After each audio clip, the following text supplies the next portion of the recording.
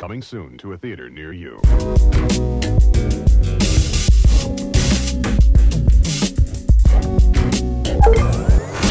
Yo, it's your boy, Mr. Marin, and this is episode 26 of the Real Ones podcast with myself, Mr. Marin, and my man, 150 grand, RB. RB, how you doing, my brother? I'm feeling good, man. Doing good, you know.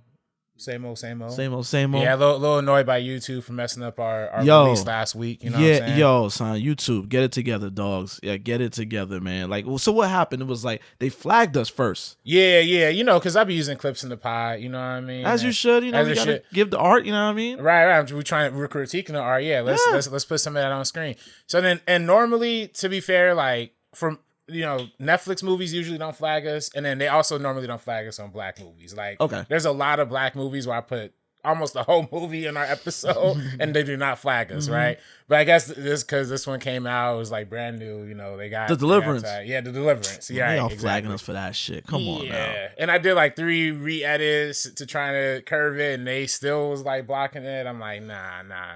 At this point, it's on YouTube. Yeah, so. I got on the TV, went to go look back at the episode real quick, check the comments, and I was like, 19 views? Yeah. In like 16 hours? What you mean? Like, yeah, y'all tried to play us YouTube. That wasn't cool. That wasn't cool. But yo, man, what's today? Today is Wednesday, September 18th. Yesterday, Tuesday, September 17th, man, the culture took a hit, man. I ain't gonna hold you. How New York feeling? Yo, man, you know what's crazy? And we talking about, it's not film, but we talking about P. Diddy, man. P. Diddy, you know, you run the city, tell the cops, the DA, the feds to come get me. And they got him. They got him yesterday. They got Diddy yesterday, man. I just want to give a quick shout out to Cassie, who just meticulously did all of this shit. Like when Cassie first came out with the allegations that Diddy, beat her, right? Essentially, sexually assaulted her, right, and had her having sex with other men in front of him, and a lot of this stuff. Listen, that's just because it's your girlfriend, that don't mean it's consent. Right. Let's get that straight, man. Sure. She might not want to do that stuff. If it's your wife too. Yeah. Your wife, girlfriend, what? It's not really consent, and I think she did that for him, and I guess when enough was enough, she walked away. And I remember when she walked away, the dude she got with was her trainer. Yeah. And I remember at the time, I was like, who's this white boy talking spicy? Because he was on his IG story talking spicy, throwing shots at Diddy.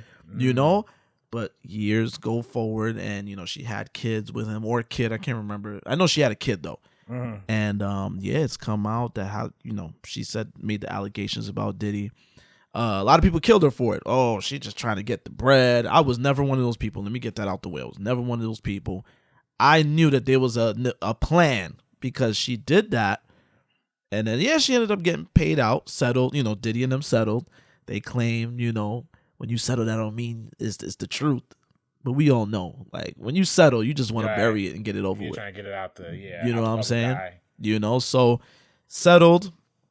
And the thing is with the boys, you could do something. Let me tell you something. When you do something illegal, it's not as easy for the boys to get. If you're doing big crimes, the boys, they take their time with you. You know what I'm saying? Because they go over every detail. Yeah, because look, for example, this is another nasty man, Bill Cosby. Bill Cosby, the boys got him, but then he had to get out because of technicality. Because it's like, they kind of jumped the gun on Bill. Like they didn't go through the process of getting him for the right things to lock him up for good. You know what I'm saying? So the boys, according to the 14-page indictment, they've been watching Diddy since 2008. Yeah. We going on 2025. This is 17 years almost. Yeah. Do you know what I'm saying? And to be fair, if you watch a lot of those like FBI movies, like where they get in the mob, you always see there's the FBI character in the background just waiting. Just waiting. Wolf of Wall Street, that one dude who was on the boat with Leo. He was waiting for that moment. They just waiting for you. Because unfortunately with men, and it's like when we get excess, we get stupid. Yeah. We get drunk with power. You think you're untouchable. Yeah, we think we're untouchable. So they're like, the boys is like, I'm going to wait for him to do that one thing. And I think the Cassie allegations is what kicked the door open. Right. And the video, too. And the video, yeah. The video, too, but the allegations with the sexual assault and the implication of sex trafficking and all that stuff, that kicked the door open. And when that kicked the door open, the boys went and raided his crib. Yo, found 1,000 bottles. They found 1,000 bottles of baby oil and lube. Dog. So, when I heard that, I said, nah, there's no way this man had like a CVS Walgreens inventory of lube in the crib. That is sick. I could just imagine just a truck backing up with a pallet of lube at Diddy's crib. Oh, shit. You know what I'm saying? That's nasty. He's funding Johnson & Johnson. Oh, man. Johnson & Johnson. That's yo. He keeping Johnson & Johnson in business, I guess, right? man. He might have funded the vaccine for all we Yeah, know. right. All that baby oil. Right. You know what I mean? So, he got the baby oil. They got the guns. Yeah.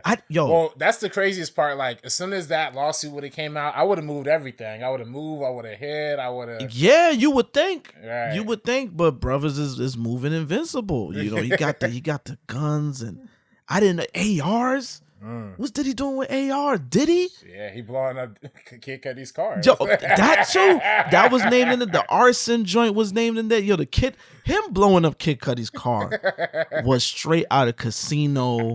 I could not believe that shit. I said no. And the way Cudi confirmed it, he's like, yeah, it happened. Yo. But the crazy part is with power, these men that have power in these industries, you can't speak up against them because they could finish your career. Yeah. And that Rolling Stone piece that I read too, like I want to say a month or more ago, I didn't know Diddy was moving like that. Like you had heard stories of, obviously they talk about sexuality, orgies, I've heard a bunch of stories about that stuff. But I did not know he was moving like that crime boss. Like he was really like he's a record exec, but moving like he's Gotti. Right. I mean, so they got him on racketeering charges. Yo, and that's the crazy part because mad other people's going down for that. Mm-hmm. Mad other people's going down for that, and it's just like, yo, son, like they gave up the 50. No, his people. Proposed a $50 million bail. $50 million is crazy. Right. That's how you've been doing big crimes. No, you done fucked up, Tom. Yeah. No, it don't. Son. No, you done fucked up. Yo, when you gotta offer up the PJ and the crib and you surrender your whole family gotta surrender their passports. You doing big crimes. Yeah. And they denied that shit. Yeah. So Diddy got to sit there in the jail till his trial. Who knows when that's gonna be? All right, he better hold that soap tight. Oh. You know what I mean? And it's so crazy because like not too long ago I was talking to a friend like a few years ago, and we was like, "Yo, Diddy, Mr. Can't Stop, Won't Stop." He's literally like, yo, since as long as Diddy's been in the spotlight, we talking early 90s, Diddy was down with Uptown Records. He was moving and shaking behind the scenes for a long time. And he transcended decades, man. Like, he transcended different eras of hip-hop, and he never fell off. He was always Diddy. Yeah. I mean, he was always Diddy. Maybe the reason why he didn't fall off is maybe because he was doing like an early Drake kind of situation where so you speak on that. He was always riding the wave, you know what I mean? Oh yeah. Different era. I mean, I always go back. My favorite Diddy project when I was growing up, and as probably to much dismay of many Diddy fans, was the Diddy Dirty Money era. You know what I'm saying? That like Euro rap type. That was cool. Last Train to Paris. That was cool. That. Yeah, that was. I still go back. It's that dirty money. Yeah. That's hard. And then what happened to those ladies? Like, well, one of them sued him. Oh, for big ass lawsuit. One of them sued him, and apparently, and this go again, he was moving like he was he was moving like he was unstoppable. He's at a dinner with Jimmy Iovine, Usher, and there was another big name, and he beat her up in front of them or punched her. Oh no, excuse me. She was at that dinner too, and he beat up Cassie. He beat up Cassie in front of them, and everybody just kept eating. Damn. According to her lawsuit, yeah. And then her partner that was in the group, I forget her name. She was the other one in the group. She kind of came out and was like, Dawn's experience with Diddy is not like mine. But then when they raided his phone and stuff, they found out he called her like 50-something times in the time since, because she's going to be subpoenaed, or she got subpoenaed. You can't be reaching out to people. It's like, right. But I knew something was happening for a while, because when I seen that he gave the Bad Boy artists their publishing out of nowhere, which is something they were fighting for a long time. He held close to him, and he was giving it back to them, you know, I guess royalties or whatever. Because, I mean, that's like his whole thing is like jacking his artists. And people have been getting at him for that for years. For years, you know what I mean? Years. Going back to like the early 2000s, I want to say the Locks, you know, Jada kissing them. I think he called into the radio station and they got at him live on air. Like we was listening to that live on air. You know what I'm saying? And that and then he started doing things like, oh, I'm gonna go back to Harlem and chill with G Dep. Like since when you chilling with your old associates like that? You got camp people seeing you. Like he was doing a rollout. It was like, yo, I'm about to go away. And you know, he did the HBCU scholarships too.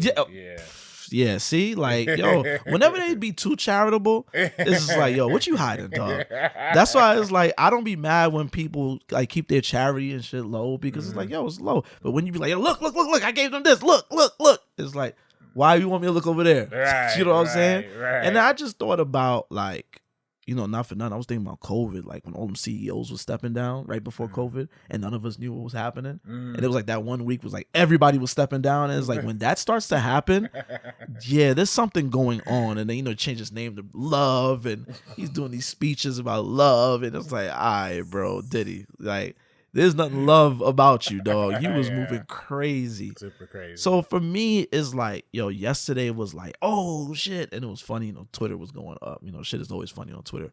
But also, he was like a staple in the culture. Like Diddy was very, like, Diddy's been around all my life. So it's just kind of like, damn, like, he really about to be off the grid for a while. Yeah. They don't throw money to prison. They talking like up to life. Yeah. Once the racketeering charges, they take that serious. Yeah, son. You know, as a LA dude, I'll be honest, like I've always had a little bit of a mixed opinion about Diddy because every Tupac documentary points to basically Diddy being the one who did it. And you know, son, that Rolling Stone article, there's things that I gotta now put into question with him, like his involvement in that, and even Biggie. Yeah. You know, because Biggie was trying to leave Bad Boy at one point. Biggie was having issues with his money. I heard Biggie was kind of broke when he died. You know what I'm saying? Oof, dang. And then, you know, then there's that one part in the Rolling Stone piece where I think Rolling Stone wanted to put him on the cover. Wanted to put Biggie on the cover after he died. But, you know, Puff had No Way Out coming out.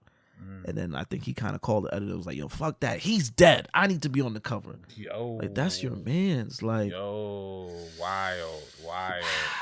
Yeah, that the Diddy stuff is crazy. But I tell you what, I'm still listening to the music. Because listen. The shit he got caught for is shit that motherfuckers rap about. Everybody wants to be this big crime boss. Everybody want to have the joints on deck. They want to have the freak off details was crazy. I just want to just touch on that real quick. Motherfuckers was having freak offs for days. Yeah. Had to get IVs plugged into them. Yeah. You get so freaky for days that you need IV to recover. Mad drugs in your system, man. You know what I mean? Got no liquids. They probably dehydrated up in there. Imagine that smell. That smell up in there. Oh man, it's oof. I listen. I hope he got good incense because I know that shit smell like Badussy. Dick, ass, and pussy. I don't want. Oof, yikes. Yeah, nah, that ain't it. Yeah, man, that's rough, man. So you know, I'm still in shock. It's not so much in shock of the orgies, and it was just like, yo, the big crime shit that he was doing. It was like, oh, like Diddy is wilding, like he's wilding. Yeah, you know what I'm saying. Well, again, the AKs. You gotta think about, they painted Suge out to be the dangerous bad guy compared to Diddy. You know, Diddy was like, oh, he just wanted to just make money and dance. It's like, nah, he was getting crazy too. You know what I'm saying? Super crazy with it. Super duper crazy. But yo, what you been checking out, man? Man, I saw a couple different things, man. You know, following up our pile last week. By the way, I'm gonna read some comments from last week's from our not just last week's episode, but also just some clips. You know what I'm saying too, because we got your love to the clips. Shout out to Unhealthy Vegan. Said the ending of this episode is hilarious. Talking about when you was going Family off. Matters rant. Yeah. Sorry, man. Y'all caught me in a moment, man. I had to go off real quick. You know what I mean? You have to let her know. I heard Steve Urkel was going to be in the new Star Wars show. I too, seen that. so, I seen that, and I was like, "Oh, good for him." And then I swiped it, and they showed a picture of Urkel like that. I said, "All right, now I'm pissed again. Now I'm mad." It's just like, why did y'all do that? Oh shoot! Yeah, nah. That's we love Jaleel. Jaleel White. You cool? He's Sonic. Yeah. Remember he was Sonic back in the day on the cartoon. Old Sonic. Yeah. So I got love for Jaleel White. It's just terrible. Yeah, man. just that show. Yeah. And then another Tarantino comment. What's up? His commenter said he is one of the most underrated directors ever. So they're agreeing with you. You know what I'm saying? They're agreeing with you. Who? It says deleted user 121. Yeah, so I guess he deleted his account. Who's the most underrated directors ever? Overrated directors. Overrated. Yeah, oh, overrated. okay. He's one of the most overrated directors ever. Listen. And I'm gonna say this again. Tarantino, entertaining films, some of them, entertaining films. I see his love and passion for film. It's just y'all give him too much. Y'all give him a little bit too much. Yeah. Y'all know y'all just again. And I know when I said this in that episode too, people got upset. I'm gonna take it back to basketball. Kobe Bryant, talent, great player. Y'all give him too much sometimes. Some conversations y'all put Kobe in is like, yo, he don't need to be in the convo. You know what I'm saying? It's like you don't need to plug him in that convo. You know what I'm saying? And that's just how I feel about Tarantino. It's like you could talk about other things. You don't have to shoehorn him into original. He's an original. Like, no, he's not. He say he's not. You know what I'm saying? That's all I'm saying. That's all I'm saying. Like, I got personal feelings about him, but I'm just saying, like, y'all give him a little bit too much. I'm not saying he's trash. When we say overrated, it's like, yo, we get the rating. When you put him over that, it's like, all right. That's literally what overrated means, people. Yeah. Calm down. You can appreciate some of the films. Yeah. Acknowledging, like, every film, no filmmaker's perfect. No, you know none. And, I mean, there's mad people. I'm not even going to read these comments, but I was going back and forth with somebody on the Bruce Lee, like, clip that I was talking about. And yeah, just people just go so hard defending QT. And I like Kill Bill, and I like some of his movies, but it's like, dog, Bruce Lee's a legend. I'm not gonna go into that conversation. Yeah, that's a long-winded convo at this point. Right. We gonna revisit him soon. You gotta drop your 10th movie, dog. Right. Drop you it. only want to stick to 10. Yeah, since you want to do 10, you gotta keep your, you don't want to fail. You don't want to do too much. Right. Drop that 10th movie so we can talk about it. I never seen and just to me, like, as a writer, I understand being a writer and then writing something and then like not, feeling like, okay, maybe I wrote it, but I don't want to produce it. But he went through the whole casting process. They have Paul Walter Hauser cast as the main part. They have Brad Pitt in talks for it. Yeah. For the movie The Critic, I guess, or the film critic or whatever. And he just scrapped it because he's like, oh, I only want to make 10. Like, you could have still made that movie and had a nice, like 11's a nice number too. You know what I'm saying? It's just like, what? I don't know. You know what I'm saying? Yeah. But now he want to be a film critic in real life. Every time I see him, he's doing a new interview. He's talking. We don't care, dog. We don't care. Trying to get in our game. And last one, talking about how Robert Townsend was an extra in Cooley High and then ended up, becoming famous. And then Ghost Recon 775 said Robert Townsend isn't talked about enough. Keep up the good work. That's what we do. That's what we here for, man. We here to highlight, undervalued, overlooked, people in the game. You know what I'm saying? And films. Now, what I think should be overlooked, unfortunately. Oh, let's talk. What's up? It's the new Tyrese. All right. Let's go. Now, I want to give a big shout out to my boy Dev, he's a friend of the show. He listens to us out in Virginia, Richmond, Virginia. No word. He is a huge Tyrese fan. But we talk a lot about Tyrese antics off of music and stuff like that. And I told him about how much his antics affects me watching Tyrese in anything. Like, I just get annoyed. So he's been telling me, he's like, hey, dog, you got to go see 1992. So I'm like, yo, Dev, I will watch it if it's on Amazon Prime. Anywhere else, I am not spending my money. Well, not even spending money because it got shout out to AMC again. I got the A-list. Yeah. But I'm not stepping out my crib, wasting gas. So I am spending money because now I got to buy my slushie. I got to go get gas. I'm not doing all of that to go see Tyrese in 1992. So you know what? My man's gonna take the fall from me because I'm not watching that movie. I will watch it when it hit TV, and I was like, "Fuck it, I'm bored. Let me just throw on something." But I'm not going out my way to see it. So RB, can you please let the people know what 1992 is about, and please let me know how you feel about it? Yeah. Well, a quick story breakdown. Tyrese is playing this guy. His name's Merker, or they call him OG Merk. He a real reformed gangster. I guess he just got out of prison. Okay. Trying to keep his head low, work at this, I guess, machining shop. Yeah, because every time I see the trailer, it looks like it's like in a warehouse. Yeah, the warehouse machining, whatever they're doing. Okay. Something with heavy metal. Okay. But he doing that, just got out of prison, keeping his head low. People in the community are like, yo, this OG Merc, you don't want to touch him. Like, he the coldest, baddest in the game. Tyrese is this. Anyway, sorry. I'm sorry to interrupt. I'm just getting so mad. Go ahead. And very contrast to what you see Tyrese out in real life, where he's crying a lot, very emotional. This movie is very stoic, very like, nah, I'm that guy type thing. He's trying to raise his son, who he just got back custody of. Okay. And this is happening the film starts pretty much the day that the indictment comes out for the Rodney King situation. Tyrese is at work, and he asked one of the security guards, like, who's a former cop or whatever, like, yo, can I bring me and my son back here, hide out here instead, because we in the hood, like, we don't want to be part of riots type thing. He's like, okay, cool. Meanwhile, Ray Liotta is R.I.P. Ray Liotta. Yeah, no, sorry to cut you off. R.I.P. Ray Liotta. I was on a shoot when he died. I got news that he died. This was like 2022.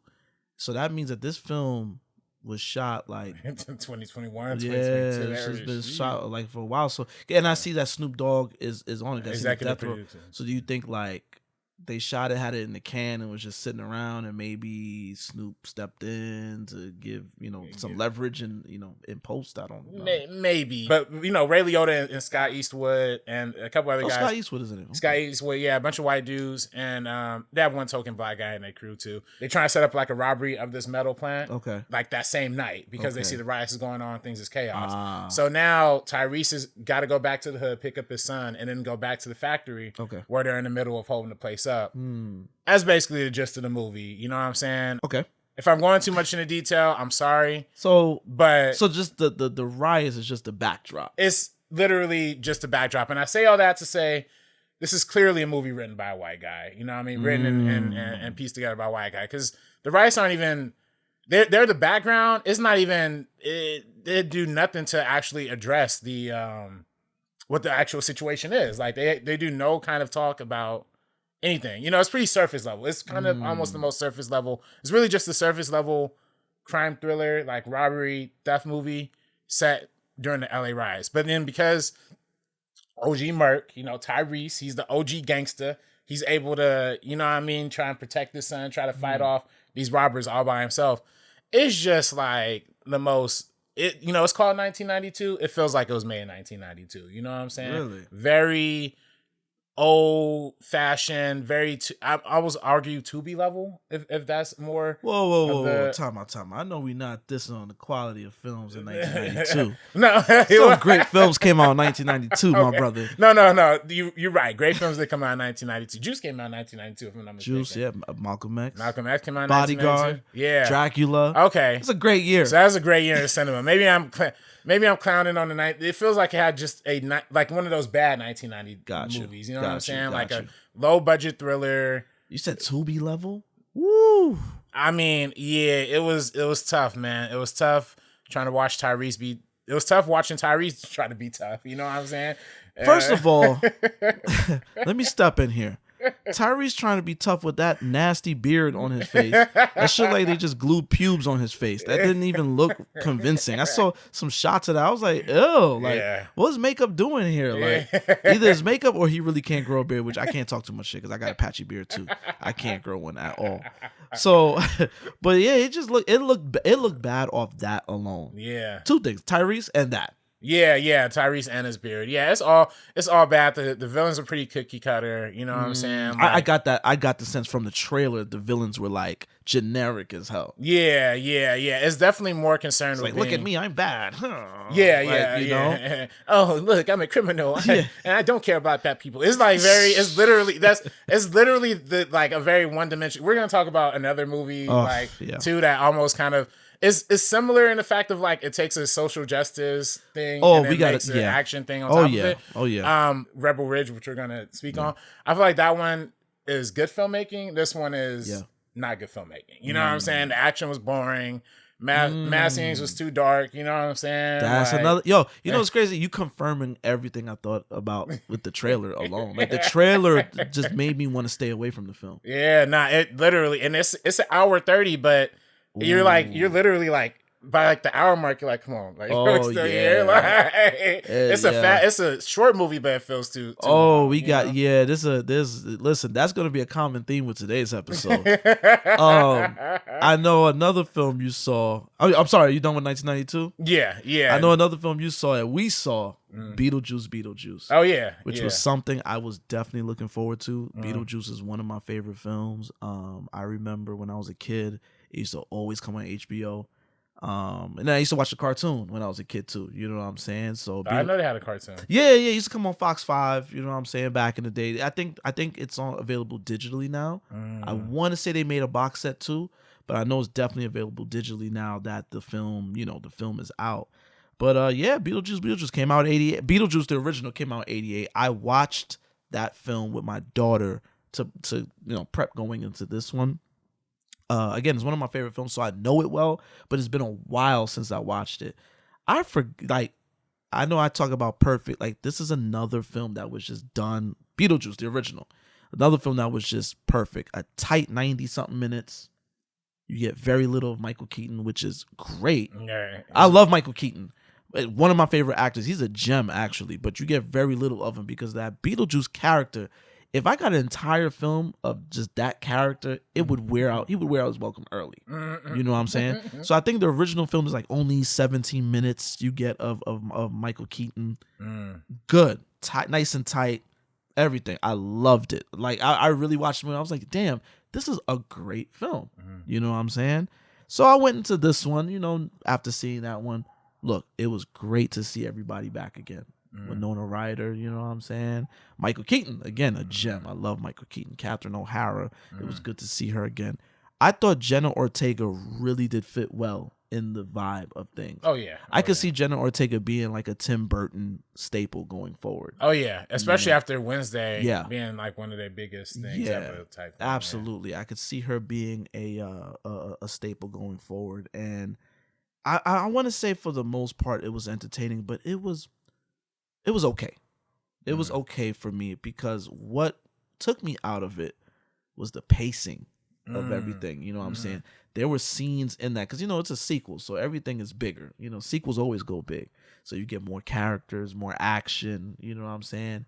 And I think it going as big as it did, kind of hurt it at the same time. You know what I'm saying? We get introduced to new characters. Monica Bellucci plays Beetlejuice's ex-wife, who he kind of makes reference to, which I think was cool that you seen. There was a scene where you seen like she has no finger. And if you watch the original Beetlejuice, he's gonna go get married to Lydia, played by Winona Ryder, and he goes to get the ring, and there's a finger with the ring. And he's like, "Oh, that's my ex-wife. She meant nothing to me. I promise." So we kind of see that wife now in this film. You know what I'm saying? That's funny. We see her. Willem Dafoe plays like a detective. Yeah, that was like a actor that died on set. And he's like a detective now in the afterlife. We get a cool, almost villain. With this one character that shows up in Jenna Ortega's life is this dude that lives nearby. Oh yeah, nearby the home. We get that. I kind of saw something with that one. I don't want to say what happened, but I kind of saw something with that one. And when it happened, I was like, oh, cool. But then he gets dealt with so quickly. It's just kind of like, okay. Do you know what I'm saying?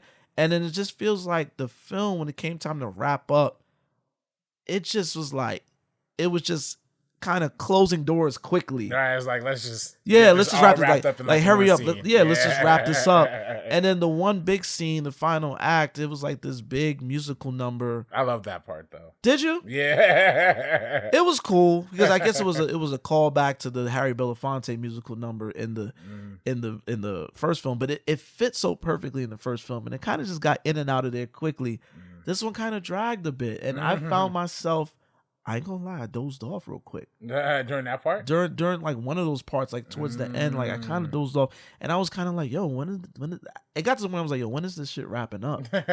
You know what I'm saying? I was just like, "Yo, when is it wrapping up?" Because it did a lot. It did a lot, and it was entertaining. The sets was nice. Yeah, it was shot well. Right. You know, I think that Michael Keaton again, great. Everybody was good in it. It's just, it went on a little too long for me. And considering it was only 104, which is like an hour and 40-something minutes. Yeah. It's not that long of a film, but it felt long after a while. I know I said it was the final act. I talked to some people. They said the beginning, setting up everything, took too long. I didn't mind the beginning because it felt like the OG Beetlejuice. Yes. Like, we don't meet Michael Keaton until like way late into the movie, and then it's like, oh, this is same here. About, same here. I understood it. Like, you know what I'm saying? I didn't mind that. One thing I did think was interesting, the Jeffrey Jones guy that played the dad in the original film. Yeah. He got caught up in some child pornography stuff. That's what it was. He got caught up in child pornography, and that's why he's not in this film. The trailer just kind of showed him being buried. Grandpa's dead. But I was surprised how they kind of kept his character around in the film for a while. I like that.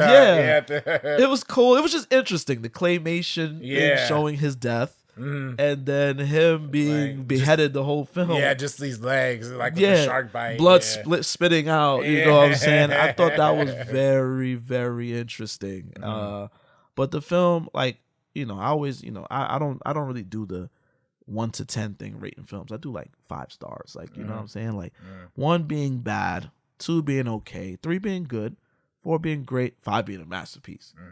This is like a good 2.5 for me. Oh, 2.5. 2.5. Really? Wow. Okay. It was okay enough to.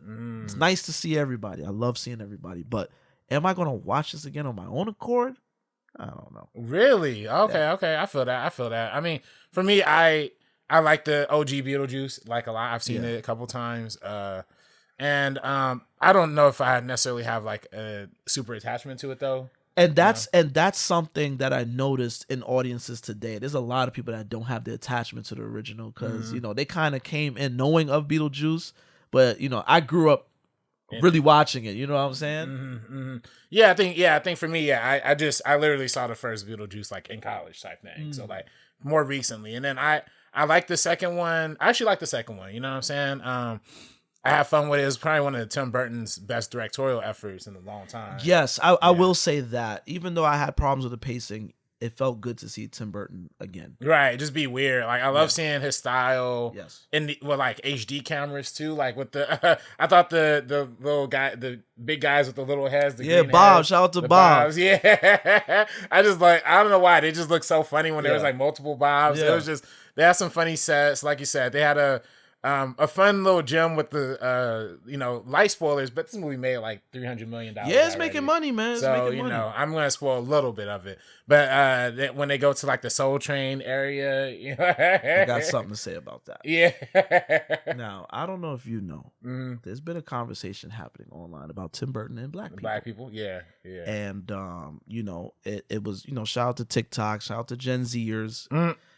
They brought it to attention that this film, it felt like he shoehorned all those black people in for one scene. Because, again, the conversation is that Tim Burton does not really feature black people in his films in like lead roles. Yeah, they're always in the background, and the ones that are kind of prominent, they always play bad people. So let's think, Billy D. Williams in Batman 1989. He's Harvey Dent, who eventually becomes Two-Face. Samuel L. Jackson is in Miss Peregrine's Home for the Particular Children. Peculiar Children. He's a villain in that. In Wednesday, there's a family of black folks that's villains in the town. You know what I'm saying? I just want to say Jim Brown is in Mars Attacks. He's kind of the hero. That's one of my favorite movies. So we're going, R.I.P. Jim Brown. He's the outlier in all of this. And I think Sam Jackson even commented on it, like kind of noticed that there's not a lot of black people in his films and stuff like that. And then, Tim Burton was asked about this, and he said, and I quote, "I remember back when I was a child watching the Brady Bunch, and they started to get all politically correct, like, okay, let's have an Asian and a black child. I used to get more offended by that. I grew up watching blaxploitation movies, right? And I never said that's great. No, sorry. And I said that's great. I didn't go like, okay, there should be more white people in these movies." Tim, my brother. Tim. Come, let's have a discussion, Tim. You're one of my favorite filmmakers. Yeah, me too. One of my favorite filmmakers who grew up on your stuff. That sounds racist as fuck. Okay? It sounds racist as fuck. First of all, let's add some context to blaxploitation films. There's a reason why blaxploitation films exist, because there was really no lane for black cinema at all. It's the same reason why BET exists. And I hate when white people go, well, what if we had white entertainment television? Yeah, it's called every network. It's called MTV and every other network. Okay. When you got MTV and you got big stars like Prince and Michael Jackson, that they first of all, let's go back to Michael Jackson alone. Had to fight for it. You had to fight to get Michael Jackson, who was already established. You know what I'm saying? He had to fight to get Michael Jackson on MTV, and Prince, I think what worked for him was being light skinned and having a guitar. Yeah. Let's be honest. You know what I'm saying? So it's like, and even then Prince had to play the game, like, well, we're going to get into Prince in a little bit, but he had to play the game of, I'm mixed and this, that, and the third, to kind of play the game, you know what I'm saying, to even get in those rooms. Like, that's a problem. The shit is gatekept for black people. So when you talk about this, we're just, not we, but people are just noticing something like, yo, you don't really have black characters that much in film. Why is that? Do black people not exist in your world? It's like Woody Allen not having black people in New York City, which is crazy. It's like Friends. Where's the black characters in Friends? It's the one little token girlfriend, and like, come on, son. So when people notice these things, man, and it's like, yo, in the world we live in, like, goddamn, like, put some color up in that motherfucker. Right. You know, but then when you do, it's things like Beetlejuice, and it's a bunch of shucking and jiving Negroes with afros. It's just, again, I wasn't so much alarmed by that, but the fact that other people brought that up is like, damn, yeah, that kind of is true. Yeah, right. And yeah, I definitely, I feel like that's been a conversation, especially even in film school. We had I won't say a vigorous debate, but in film school, we always had discussion times, and like people definitely brought that up. Yeah. For me, I definitely have always noticed it, even watching Tim Burton movies as a kid. I even said, Edward Scissorhands is like one that I watched a lot. I love Edward Scissorhands. Yeah, that's one of my favorites. But it's just, it's another one with like completely suburban community, like, and that's part of Tim Burton's aesthetic. And I definitely think, that is a thing that kind of goes into the psyche of him as a filmmaker.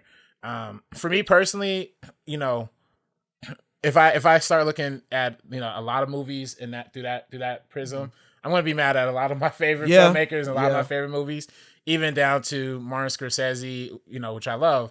But then he has that, and I love Taxi Driver, but his one cameo in Taxi Driver is him. So I want you to see that one, because that's my wife. But that's not my apartment. It's not my apartment. You know who lives there? Huh? No, I mean, you wouldn't know who lives there. I'm just saying. But you know who lives there? Huh? A nigga lives there. I feel like that. Yeah. And it's like, I get it, because that's externalizing the mind of Travis Bickle and, the whole mindset of that New York in that time period. So, I think with filmmaking, with films in general, with the history of film, there is like a level of like understanding, like, like this time period was representing something different than it does now. I do think you're right, though. In the good year of our Lord 2024, like Tim Burton should do a little bit more. And I was actually a little bit excited, because there was a rumor that that they were going to cast Will Smith to play in the Dumbo movie way back in the day. Like, oh yeah, that's right. Yeah, the Dumbo live action. He did do Dumbo. Yeah, see? Yeah, but that was trash. Yeah, Tim had a moment, man. That Disney, and I like the shot he threw at Disney and Beetlejuice. Yeah, threw a little shot at Disney. He has a very complicated relationship with Disney. Yeah, yeah. I forget he did Dumbo, and yeah, he had a moment. I checked out. I'm telling you, I always tell people probably the last great Tim Burton film that like I really enjoyed was Sleepy Hollow. So, oh really? Oh, way back then. Ago. Oh, okay. Did you see Big Fish? You remember McGregor? No, he wasn't messing bits and pieces. I just wasn't. I just kind of checked out. Yeah. When he kind of lost, what I loved most about him. After a while, it got very sheeny, very a little too polished, and I was just like, nah, this ain't my Tim Burton, man. Right. You know what I'm saying? That's why that's the one thing I said I love about Beetlejuice. It went right back to the essence, old school you know Tim what Burton. I mean? That's why I did love about it too. That's why I do feel like it's one of his better movies in a long time. Yeah. I actually do kind of love the Tim Burton movies that are set in real life, like Big Eyes and Big Fish. Both movies are big in it. They're like the Big Eyes was one with Amy Adams, and she's like this painter who gets her art ripped off by Christoph Waltz. I thought that one was like another one that's like not whimsical, not like super over the top, but just Tim Burton kind of dealing with the real world. Like I kind of mess with that. That's why I think I also like the beginning of Beetlejuice too, because it was like, oh, he kind of found a good mix of like, I'm gonna just get to my, that Wednesday kind of. I never seen Wednesday, but like I'm assuming my daughter forced me to watch some of it. Oh, was it cool? It was cool. Yeah. It's just watching movies with kids or shows with kids is annoying. She's like, oh, I love this part right here. Look, watch this. When they say this, oh, watch this. I'm like, shut the fuck up. Let me watch this thing. And I just checked out. I was like, yo, she's annoying. I'm gonna have to watch this shit on my own. She kept doing that. Hey, kids just be excited. Yeah, I get it. Like, God bless them. But shut the fuck up and let me watch the show. We got a whole family of Tim Burton lovers. You got at your crib now. Oh yeah, because my son loves Batman 1989. Yeah, my daughter loves Wednesday, and she loved Beetlejuice. Oh, she did? She really enjoyed it. Yeah. Listen, man, I gotta pass down the sauce to the younglings. You know what I mean? Yeah. Give them some good movies. Yeah. I will also say too, one more thing that I think I liked about Beetlejuice. I think from my personal opinion too, is I just saw the Coraline re-release, the 3D re-release. Like, how was that? Recently. I loved it. I love Coraline. Was really the first 3D movie that really impacted me as a kid. Like when I first saw it in like 2009, like. I saw Meet the Robinsons before that in 3D and a couple other 3D movies. But Coraline was really the one I was like, oh, shoot. And I kind of forgot it before I saw the re-release. But going to see it, which was a little shiesty because it's not on A-list. I wish they would have. Oh, I hate when they do that. Yeah, you make you pay out of pocket for it. Yeah, I'll be tight. Yeah. Like, damn, you dead ass want me to pay this $14 to watch this movie? Dead ass. All right. It's been a minute since I paid for a ticket. Like, man. But then, the 3D of it was amazing. Yeah. But also just Tim Burton was definitely a clear influence on it. I think, honestly, maybe Tim Burton was a little bit influenced by Coraline a little bit, too. Because, like, the parts in the beginning, especially with the kid he was talking about, like, the romantic interest, who, it had a little something going on, underneath the surface. Like, Coraline was more of a good context, but this one was like, oh, he's a little questionable. I think that's why I like the ending musical number, like, because it just felt it almost felt animated, like, in a way. Like, the way things were just, like, flying all over the screen, and then Beetlejuice was just whizzing people in it was fun, you know what I'm saying? Yeah. And also the baby Beetlejuice was like that was funny. I saw NECA, the toy company, before the movie came out. They had a baby Beetlejuice toy. I was like, what the hell is this little ugly thing? I was like they probably had that in the movie, and sure enough, when you see baby Beetlejuice, I loved seeing the practical effect. Like again, I don't want to seem like I'm dogging the film. Definitely go see it. If you're interested in it, go see it. That's one thing I'll tell you to do. It's just certain things bothered me, you know what I'm saying? And I'm not as enthusiastic about it. Maybe give it some time. Maybe I'll do a reappraisal and fall in love with it. But there was just certain things that was like, all right. Like, I get it. Like, entertaining. Cool. But it was just like, all right, like, it's not it doesn't hit for me. And I guess maybe time will tell, but it doesn't hit for me like the original did. Like, the original was instant, fell in love. Again, Edward Scissorhands, all the early Tim Burton films, like, instant love. You know what I'm saying? It was like I fell in love with that universe. I wanted to be in that universe. It was like, this is dope. Beetlejuice is nice to revisit. It's nice. It's like going back to your high school. Yeah. It's like, oh, this is nice. Oh, hey, how you doing, Miss John? Oh, God, look, y'all got a new wing here. Wow. All right. I'm glad I'm out this motherfucker. Like, you know what I'm saying? Like, I'm not coming back here.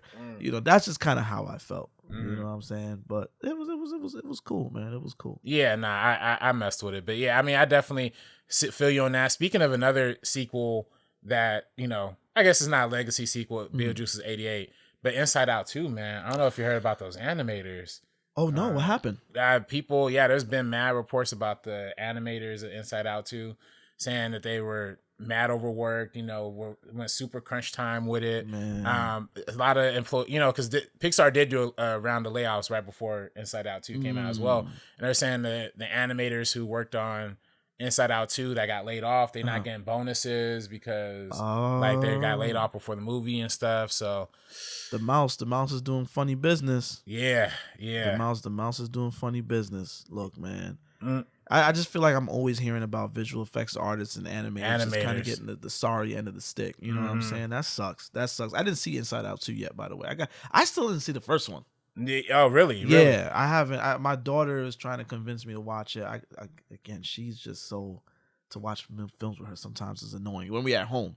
But I'm gonna probably try to do the double feature on Disney Plus. You know what I'm saying? Check that out. But yeah, that's unfortunate. Yeah, that's really sad. I mean, especially for a movie that made $1.6 billion. And come on, like, y'all got more. You got more than enough money. Come on, give them a little bonus. Get them what they need. You know what I'm saying?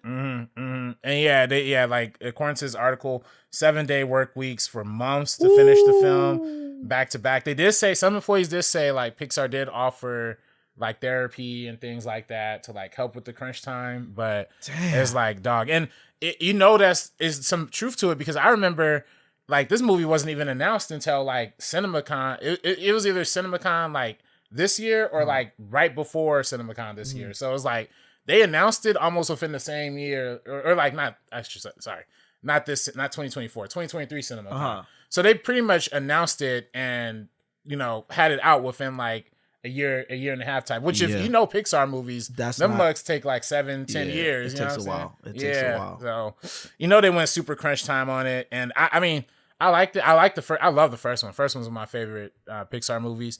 The second one is pretty good too. It's nice. It's a nice follow up, but it's definitely not worth.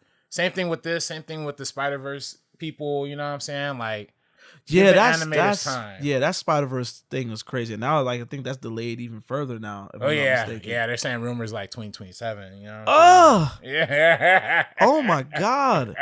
Come on, son. That ended so good. I need that now. But hey, listen, I do want to make sure the creatives involved they get their time to do what they got to do, and there's no stress. You know what I'm saying? 7 days work weeks for months is crazy. I've done that before. 7-day work week for months, and that was because I had a full part-time over job, but then that bled into like a full-time internship, and I was like doing both the same days every day. You know what I'm saying? And that's tough. So imagine, and that was me just trying to get my foot in the industry. You know what I'm saying? But imagine you being in there and the grind and all that's on the line and stuff like that. That's when people are already talking about Pixar, like are already talking about like the end is near. So like they was putting that pressure on their employees, like get it up. Yeah, that's not good. And then therapy, during on the while on the clock therapy? It's like, hey, talk to us, but hurry up because you got to get back to work. Hurry up. Yeah. Oh yeah, you're tired. Okay, all right. Well, hurry up! I got somebody else coming. Right. You can take a 15-minute nap. That's good. No, 15 minutes. Matter of fact, no, make it 5. Hurry up. We got to finish the scene.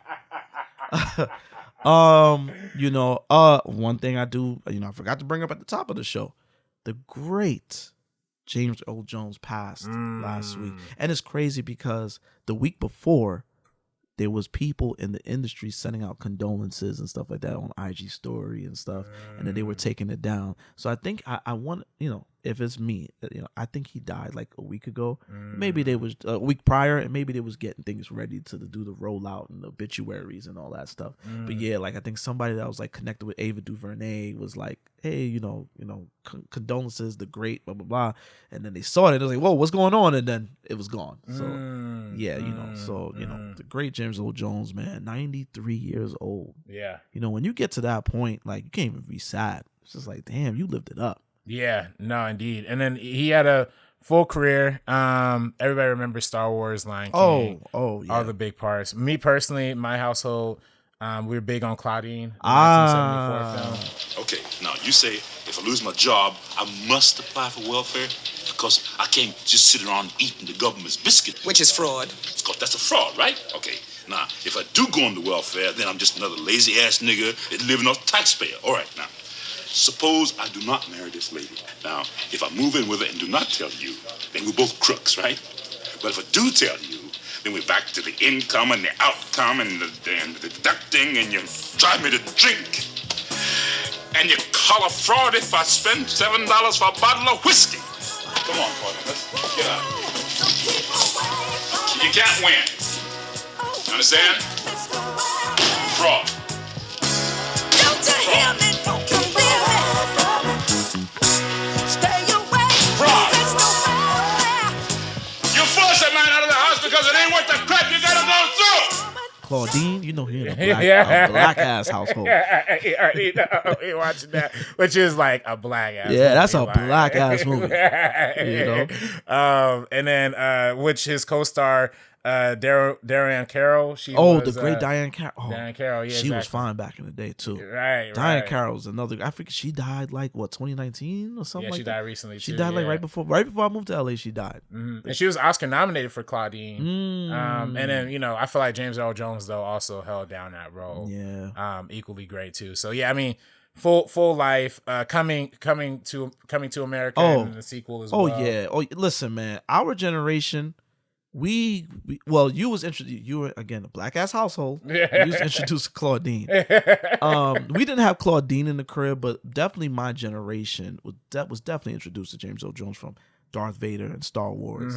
Mufasa, the Lion King, King Joffrey Joffrey coming to America, as you said. There's a lot of other. I had this film on VHS, but I didn't get attached to it like everybody else does in my age range. He was Mr. Myrtle in The Sandlot. And also, come on, we done talked about it at the beginning of the episode briefly. Robert Townsend, the Meteor Man. He was Ernest Moses. He was the brother that kept changing his hair. Yeah, I love that one scene where he puts on the flat top and he goes up to say, "You're down with OPP." And he's like trying to be cool, and it's like, yo, I got a friend named Eric. We in a group chat. Eric is this big dude that we cool. We call him that character all the time. Oh, friend. Yeah, and I always send him the gift. There's a scene in Meteor Man where the Golden Lords take over the neighborhood, and James Earl Jones is fed up. And it's a scene where he's sitting down, he's crying, and he grabs a toupee off his head with the tears coming down his eyes. It is so dramatic.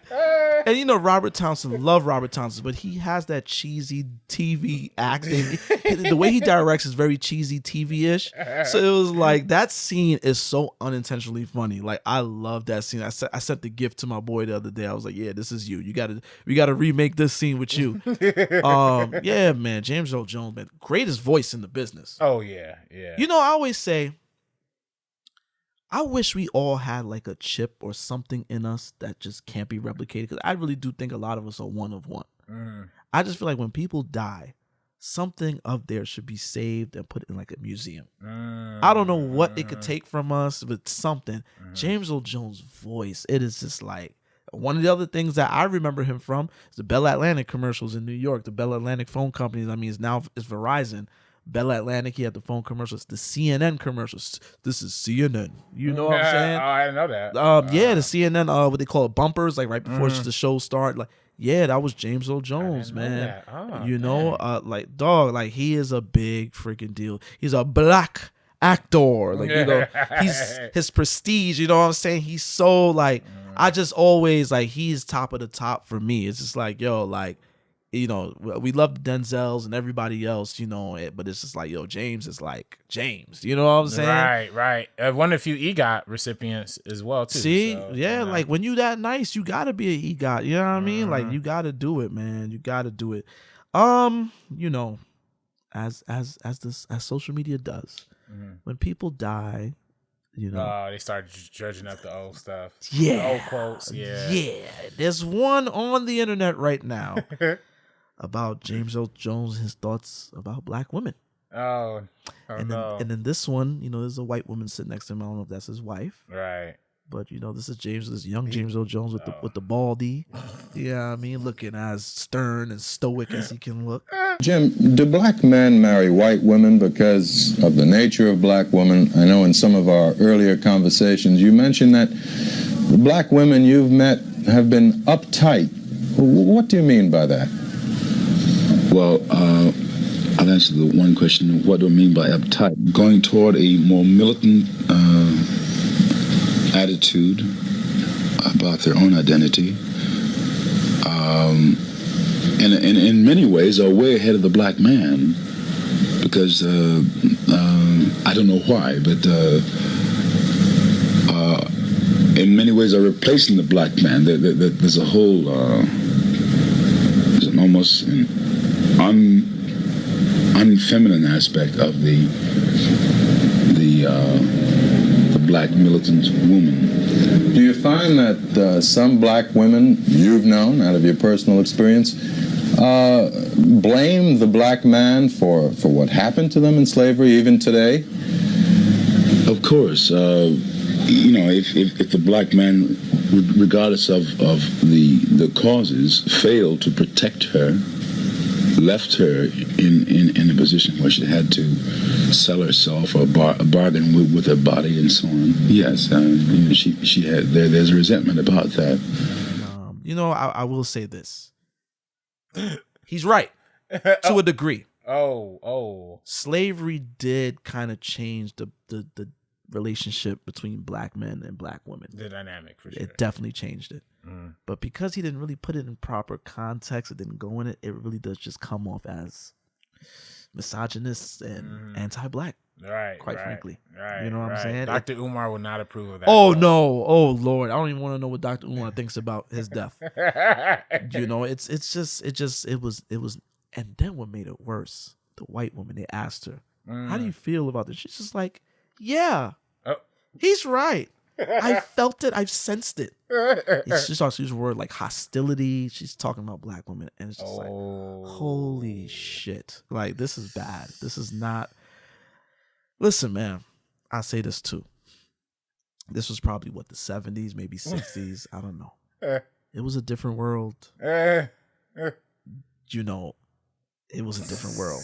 These conversations were not really, you know, when they were being had, it wasn't really being had in proper context because the people conducting these conversations is not of the people. You know what I'm saying? Yeah, they're kind of wanting those kind of juicy absolutely anyway. And then plus, yeah, you know, us as black people, we just weren't, you know, for lack of a better term, we weren't woke yet. You know, we weren't. We weren't awake to the truth. For a lot of us were. Some of us, you know, were definitely were. Some of us were reading and active, but some of us were not as socially aware. And the internet definitely brings that social awareness to our faces. Yeah, I think, you know, when it get people of a certain age, you got to give some grace and forgiveness. Look, listen, they're from a different era with these things. Look, listen, my grandmother is, you know, almost 80. When my grandmother get to talking about other ethnicities, me and my brother got to be like, yo, grandma, you got to chill. You gotta chill. They start using Oriental. Yeah. She don't use Oriental, but I've definitely heard that. And then, you know, when she start, you know, them Chinese people does eat cat and dog. It's like, oh, grandma. Chill. Don't say that. You know, like. See, that's why they flipped it back on the Haitians. Yeah. Dog, yeah. See, like, yo, it's just a lot of ignorant. And it's ignorant, not in the sense of, not to be slanderous. Like, listen, first of all, ignorant is not really a slanderous word. Like, when you're ignorant to something, you literally don't know. You don't know. Like, it's just, you're not educated on it. You have no idea. But you're talking about it, but you have no idea, no sort of knowledge of the situation. Right. And for them, you know, they, you know, this is pre-internet. Everybody lived in their own little corners. listen, we all talk about people from afar. You know what I'm saying? When I'm in my corner, I talk about people. I'm not on a platform, but I say certain things. I'm sure you do. You know what I'm saying? We all got our thoughts about certain things, but you know, when you start put, cameras in their face and microphones, back then, they were just like, let's just get it out. There was no PR. Like, it was just like, yo, I'm going to get it out there. Just like John Wayne talking about civil rights in Playboy magazine. Oh, yeah. And saying the racist things he said. John Wayne is on record saying so many mad racist terrible. stuff. Yeah, terrible stuff. So much so that at USC, they used to have a big John Wayne situation, like in the statue and stuff. And yeah, when 2020 Black Lives Matter hit, like they took that mug down. Oh, you know what I mean, they took that mug down. There's also mad stuff he said about Native American people. He was talking crazy. See, and now things like that is dangerous.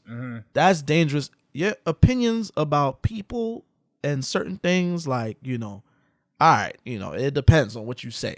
But the stuff he was saying about civil rights and what people shouldn't and shouldn't get, and that stuff that people was like, and took that into effect when they got in office or whatever the case may be. You know what I'm saying? So stuff like that is dangerous. You know what I'm saying? I saw a video the other day. I didn't know this, but Ronald Reagan, he was literally like, when he was like, before he became governor of California, he was literally in like some far right, like, conspiracy theory, like borderline Ku Klux Klans, like groups type stuff. Like, really? Yeah, literally was like writing newsletters.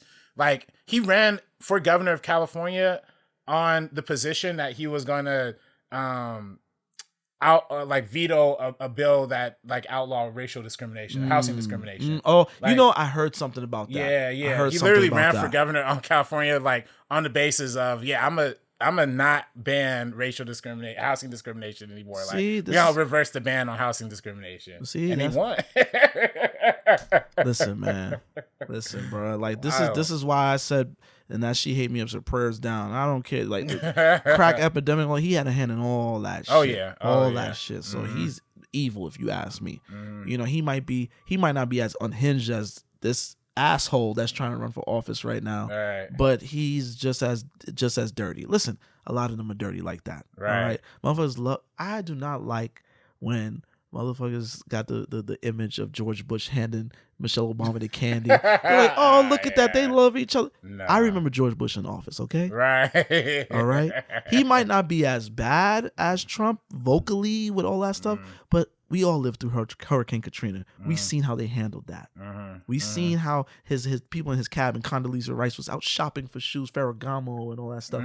While black people, her black ass was out there shopping for shoes, going to watch Broadway plays, playing tennis with Monica Seles, while black people were on roofs, floating in water. Some of them had their loved ones, children, grandmama, big mama, brother, sister, father, mother died next to them, and they just had to hold their body because they couldn't do nothing with their body. This is the shit that was happening. They stuck in the Superdome. Shit, piss. Also, people dying around them, and they were being called refugees on TV. And just for George Bush to now get on TV and go, "Hey, Brownie, you're doing a good job," the FEMA director. Right. Nah, dog. I remember all of that. So I'm sorry. And not to even mention all the black and brown bodies that are wasted in Iraq. The Congo. All that stuff. You know what I'm saying? Oh yeah. Like, so I'm sorry. I don't look at through. Speaking of Ronald Reagan, I sent you that clip. Yeah, I was gonna say. That's what I was literally just going. The Reagan film that came out, which somebody took. Whoever. Shout out to the brave soul that did this. He went to go see the movie, and he even commented on the TikTok clip that is an empty ass theater. There's nobody in the theater, and they're showing is one of the Quaids, right? That's playing Dennis Quaid, I think. Dennis Quaid that's playing Reagan, and he's like, "Oh, you're gonna bring down that wall," talking about the Berlin Wall, and it's like they make this look all inspirational. Get the fuck out of here! Tear down this wall. The Reagan movie really thought they slayed.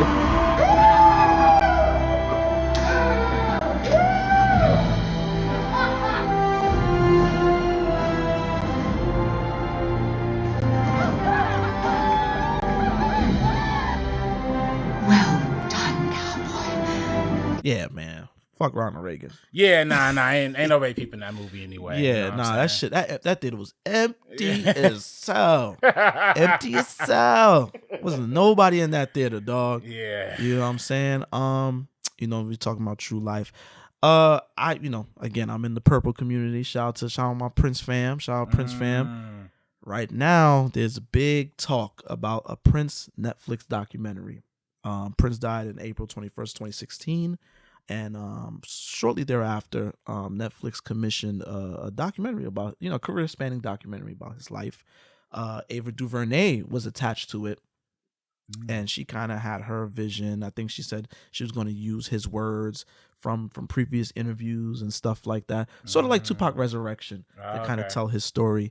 And apparently, she parted ways with Netflix due to creative differences. So instead, Netflix hired Ezra Edelman, who I appreciate. He made OJ Made in America. Yeah. Oh yeah, Oscar winner. Yeah, Oscar winner. He's a black filmmaker too, or brother, light skinned, but he's a brother. Right. Ezra Edelman was commissioned to do the doc, and he was given the project. Netflix paid tens of millions of dollars to the Prince estate to get access to footage and all sorts of stuff. The previous regime, Comerica Bank, that was running the Prince estate, they gave them like first look of almost like a first look, or like a first. They got Netflix got dibs on the footage from the vault first, meaning this project has to drop in order for Prince fans to and the Prince estate to release video footage of concerts. If they want to do a concert box set, Netflix got to drop this doc first. Last year we got the Diamonds and Pearls Super Deluxe album, and it was said that the Prince estate wanted to screen it in theaters with the Glam Slam show. Glam Slam was the club that he had in Minneapolis. He had a fire show at Glam Slam that would have been amazing on screen, and they wanted to screen. This was around the time when Renaissance was out. They wanted to screen it, and Netflix was like, nah.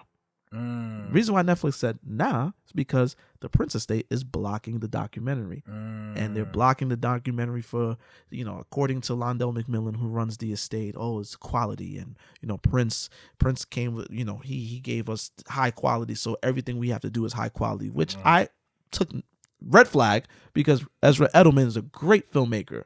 I know that for a fact because I've seen his work. So quality ain't the issue. Me and my homies, shout out to the Purple homies. We got a group chat. We talk. And is Corey in there? Yes. Hey. My man Corey is in there. And one of us has the T. It's cool with Prince's old assistant. And he kind of gave us he prefaced us to what might be in the documentary. And now the New York Times came out with a piece, a nice lengthy piece, talking about the Prince we never knew. The doc you might never be able to see, and they started to detail some of these things in the documentary. One of the things is, Prince liked younger women. He courted younger women to then have, relations with them when they turn 18 or whatever. Oh, that's a groomer. Yeah. There's a part of the doc where apparently who ended up being his wife, Maite Garcia, she speaks about, she presented a letter that he wrote to her, a virginity letter, like talking about, I admire you, that you're so pure, and I love you, I will never leave you. And imagine that's what Millie Bobby Brown wrote to Drake. Woo, Lord. Yeah. So it's a lot of that, which if you do listen to Prince's music, the Love Symbol album 1992, Maite is a figure in the album, and there's interludes in the album is like he's a 300-year-old man robbing the cradle. It's like rocking the cradle, whatever. It's just, it's a lot of that stuff that's around. And honestly, when I heard about the documentary, I was starting to hear who got interviewed. There's two names that stood out, and it was Maite, which that was his wife. But there's another name, it was a woman named Anna Fantastic, who was his girlfriend in the late 80s, and she was very young too, and she tells her story in another podcast where she's like, I was like 16 when we started talking, and he kind of just had me around, but he didn't do anything with me. But, it was when I turned 18 on my birthday, and it's just like, that's funny. But I honestly think that the grooming thing is gonna, it's gonna look a little weird. Right, but that's Drake material. And there's a lot of rock artists that do that shit, so it's kind of like, people are gonna talk. And that's what I told my boys. It's like, people are gonna talk. As Prince fans, be prepared for that. People are gonna talk. But then there's there's an accusation made by his ex lady friend, sometime friend. Jill Jones is a singer back in the day. She's actually in Purple Rain. Fair skin with the blonde hair that's talking to Apollonia. She's in Purple Rain. Prince had her around. He had a lot of girlfriends, and he had her around, and he kind of got her on a contract. Yeah, I'm going to make music with you. Ended up getting a lot of music out of her, reference tracks that he gave to other people to turn to hits for other people. So she's like, he made a song about her called She's Always in My Hair, which is like, it's a down ass chick, but it's just kind of like, if you know the story, it's like, yeah, she's a down ass chick, but he's kind of had her in the tuck. And she makes this accusation that one time they hung out in a hotel. She brought her friend, Prince, being Prince, started kissing the friend in front of her. What? So she slapped him, and he in return said, "Bitch, this ain't no movie," or something like that. And he allegedly started punching her. Damn. So these things, this is stuff that's in the documentary, and it has the fan base divided because it's like some in the fam base, is saying release the doc. They have their own reasons to release the doc because they know the legal stuff with the music, and the people are treating Prince like a product. So they want video, they want the super deluxe albums. Releases it. If you don't release it, we won't get this stuff. And then on the other hand, you have people that's kind of like, nah, like this is gonna, they don't do this to their icons. I'm tired of them psychoanalyzing Prince and trying to make him out to be this thing. This is not who he was. Mind you, none of us know Prince. All right, let's get that out the way. None of us know Prince. But they said this is not who he was. RB, I pose this question to you because I know how I feel about it. You admire Prince. You're a fan to a degree, but you're not in these communities, so you're not like the, hey John, I got the show from 1993 at Radio City. You're not that fan. That fan is, have strong opinions about all of this. I'm gonna ask you, RB, as somebody that's on the outside and potentially somebody that the estate is going to market to, because they want to get his legacy up there so they could keep putting out product. How do you feel knowing this? Mind you, it's a 9-hour documentary. Oh, wow. Kind of like OJ Made in America. Yeah, like, it's a 9-hour documentary. These details came out of it, but it's supposed to be a career-spanning documentary. Right. How do you feel about hearing this, and what is the chances that you would want to watch it? And not only that, how would it affect how you feel about Prince? Right. Well, for me personally, I like, like you said, I'm a big Prince fan, but I'm not like in those communities. I'm not like super, super heavy. You know what I mean? I like a lot of music. Yeah. Purple Rain is great. I think the one thing is, I watched Purple Rain. So it's like he has a scene in there where he's depicting, putting his hands on Shawty. And then, that movie's very autobiographical. So I kind of watched that movie and I kind of assumed, oh, shoot, this is kind of how he was living in real life type thing, Not to say that I was like excusing it. Yeah, and also I just want to, sidebar. It's not to say that this was something that he was like a serial abuser. Like it describes one situation. You know what I mean? So yeah, it's not like exactly. It's not like he did it. Again, we haven't seen the doc. Right. Oh, sorry. Go ahead. Again, yeah, because maybe the doc comes out and maybe she was like, oh yeah, he did it and it was definitely wrong, but maybe he made some sort of reconciliation about it, or maybe. I don't know. You know what I'm saying? Thing is, like, I don't have all the information. I know, like you said, New York Times, the whole piece about it. So I don't know. It was on the front cover of the New York Times Magazine and all. Oh, really? Yeah. Which tells me this is a power play by Netflix. This is Netflix saying, yo, oh yeah, you're going to hold this back? Well, now we're going to let the public, we're going to bully y'all. Right. Exactly. Yeah, I mean, part of me does feel like, I'd prefer to just see the whole truth out there. As a film fan, I kind of hate documentaries or anything that kind of hold back, that kind of don't give to the real of it.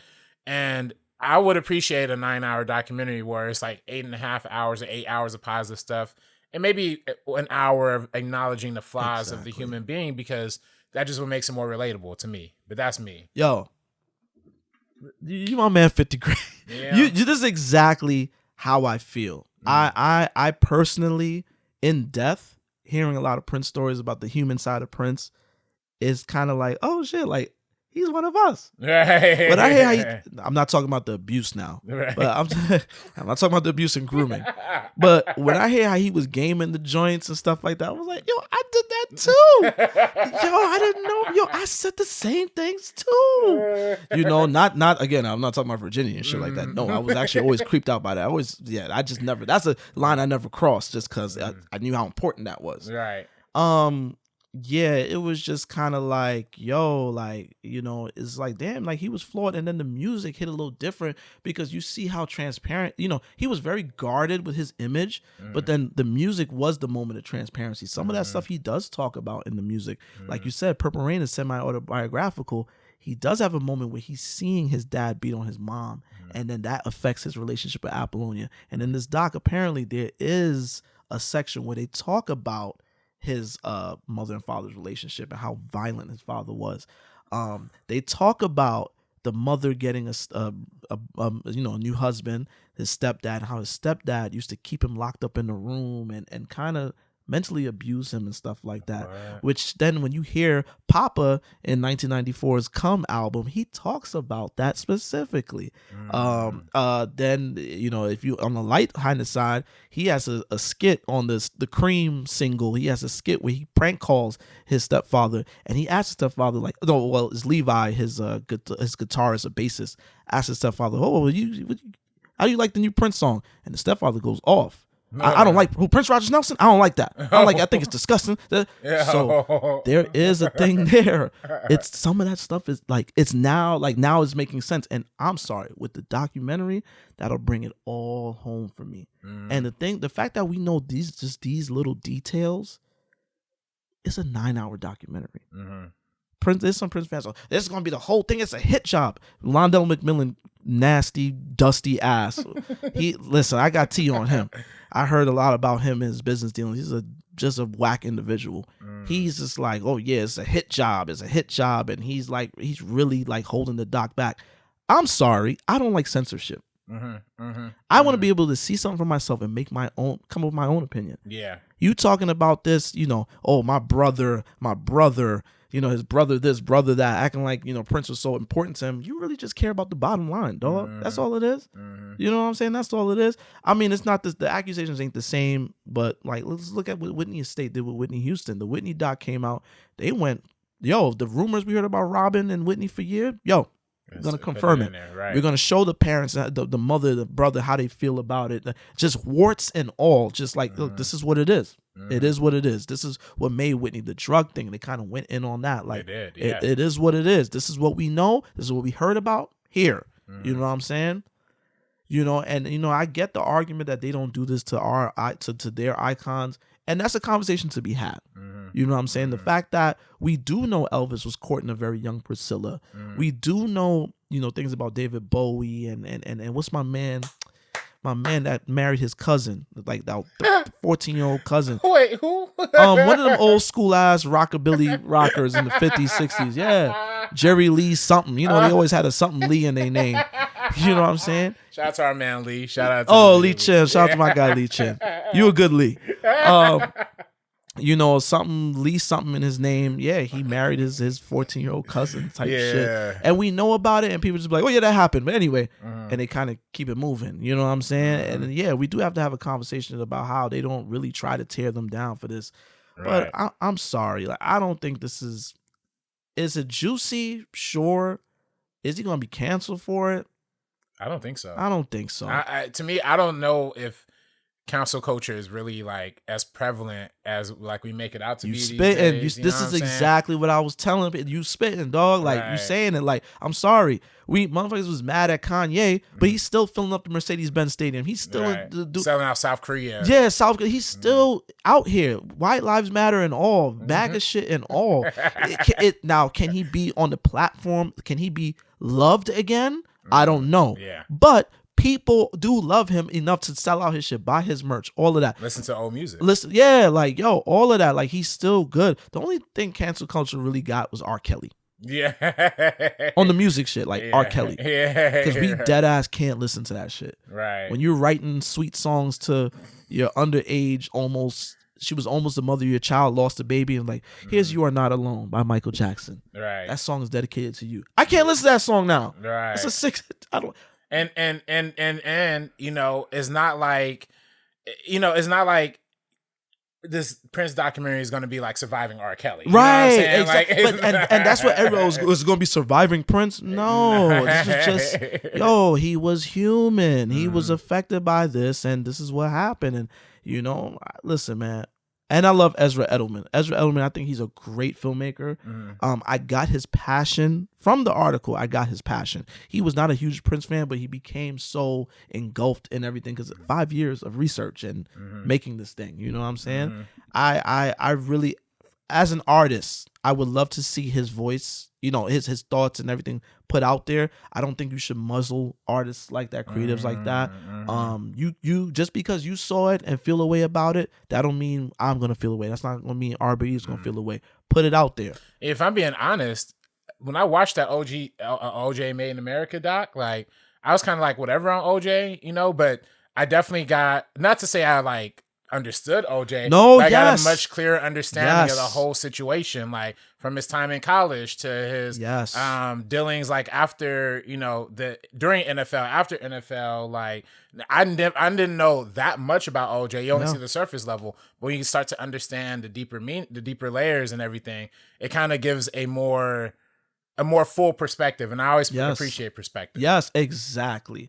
But you know, yeah, a lot of people, I just realized, don't watch and consume things the way we do. You know what I'm saying? Because that OJ thing, yes, just like you said, I was there. I remember all of that. I wrote a current events paper about OJ in 2nd grade. Okay? Oh, really? In 2nd grade. So I was engulfed. I was definitely into all that. I was locked the fuck in with OJ. I was like theater in live, in like real life. But the documentary put a lot into perspective. It really made me understand exactly why black people was going for OJ the way they did. The stuff that was happening in LA with the LAPD and all that stuff. I'm sorry. You could be the whitest of white people, but you gotta kind of be like, okay, I get it. You know what I'm saying? And I just think that that's great storytelling, and that's what great documentarians do. And you know, you can't be mad at him that he got these stories out of these women, because if you've ever, you know, I've worked on a documentary before, and a great documentarian will have questions, but then they'll have questions within the questions that they're going to ask you in the moment because follow up, because now they got you there. They done put you back, whether it was something that happened a long time ago. If something happened 10 years ago, now, okay, this is now 2014. Tell me how you feel about why did you do this? Why did you do that? And then it's just so good that you just spill and you just start talking and things come to the surface. But it's, you know, and I also don't like the fact that there's fans like, that didn't happen. Don't ever do that. Don't ever do that. Don't ever, you didn't know that dude. You know what I'm saying? You didn't know him. You don't ever tell a woman her abuse never happened. Right. You know what I'm saying? That's just so ignorant and off base and so stupid. They said the Questlove saw the documentary and he was crying and called his therapist at 3 a.m. Oh, really? Yeah. Wow, is that good? Yes. Questlove of himself is an Oscar-winning documentarian. Yeah, he's whenever they do release this, he needs a chance to do. I always said that.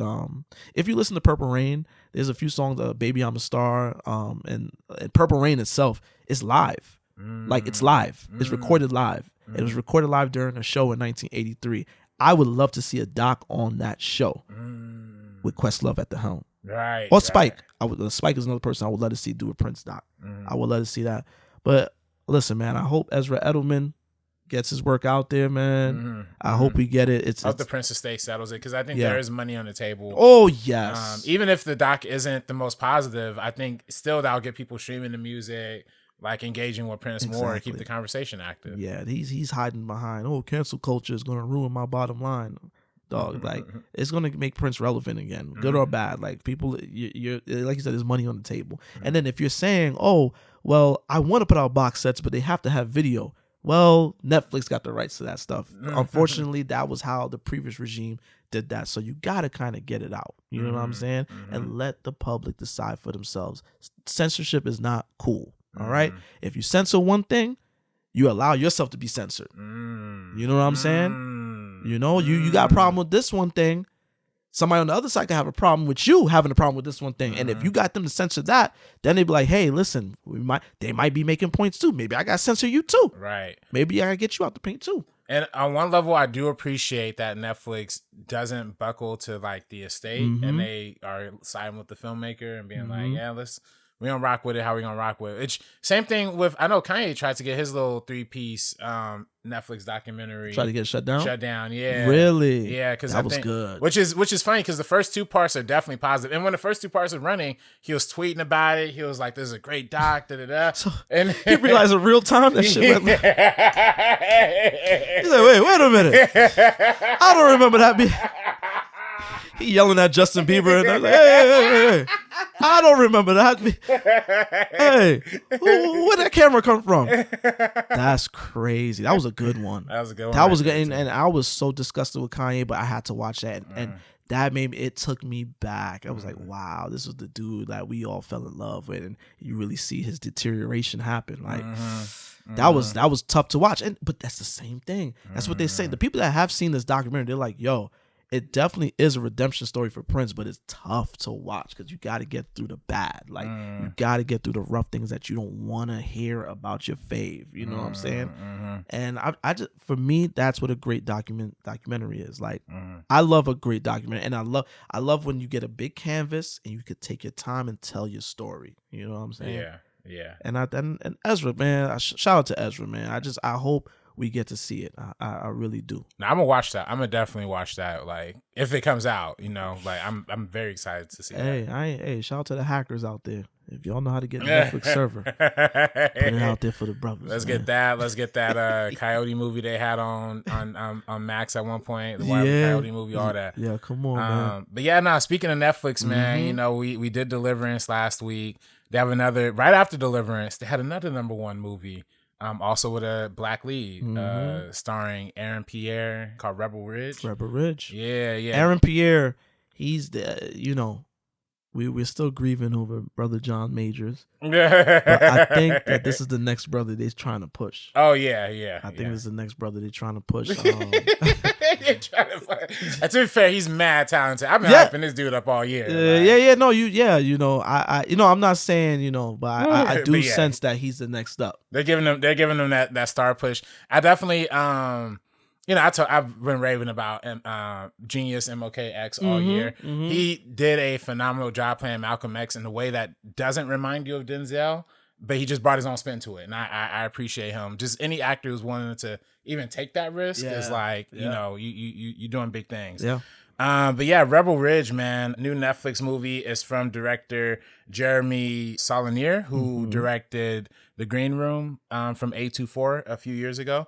And now he's back telling the story about a former Marine who is trying to fight this small town law enforcement police station agency who, you know, they illegally took his money from him after a brutal confrontation with police brutality that happens at the beginning of the movie.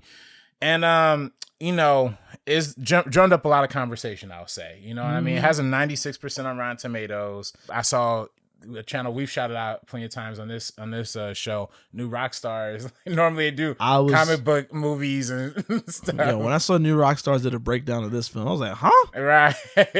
A lot of critics who I see, Lon Harris, Dan Murrow, like a lot of people who I follow, they've been raving about it. I saw it, and you know, I saw it. My boy Andres saw it too. We had a little discussion.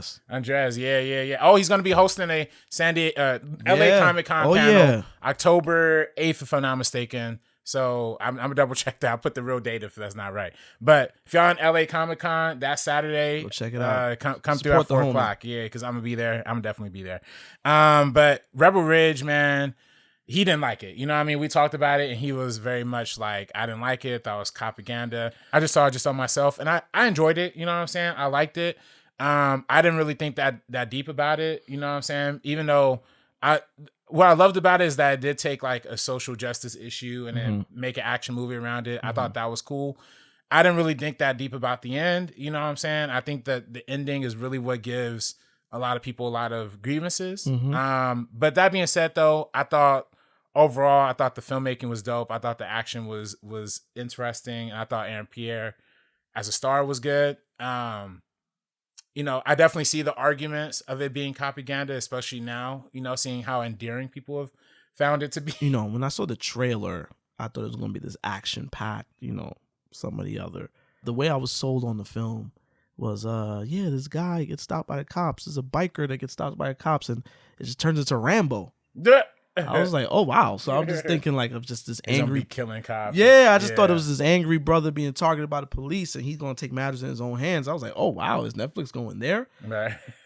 Watched the movie, and it wasn't that. It wasn't that, but that's okay because I was invested enough to sit through it, and it was definitely slower paced. It took its time to get to where it wanted to. More of a thriller than that. Definitely.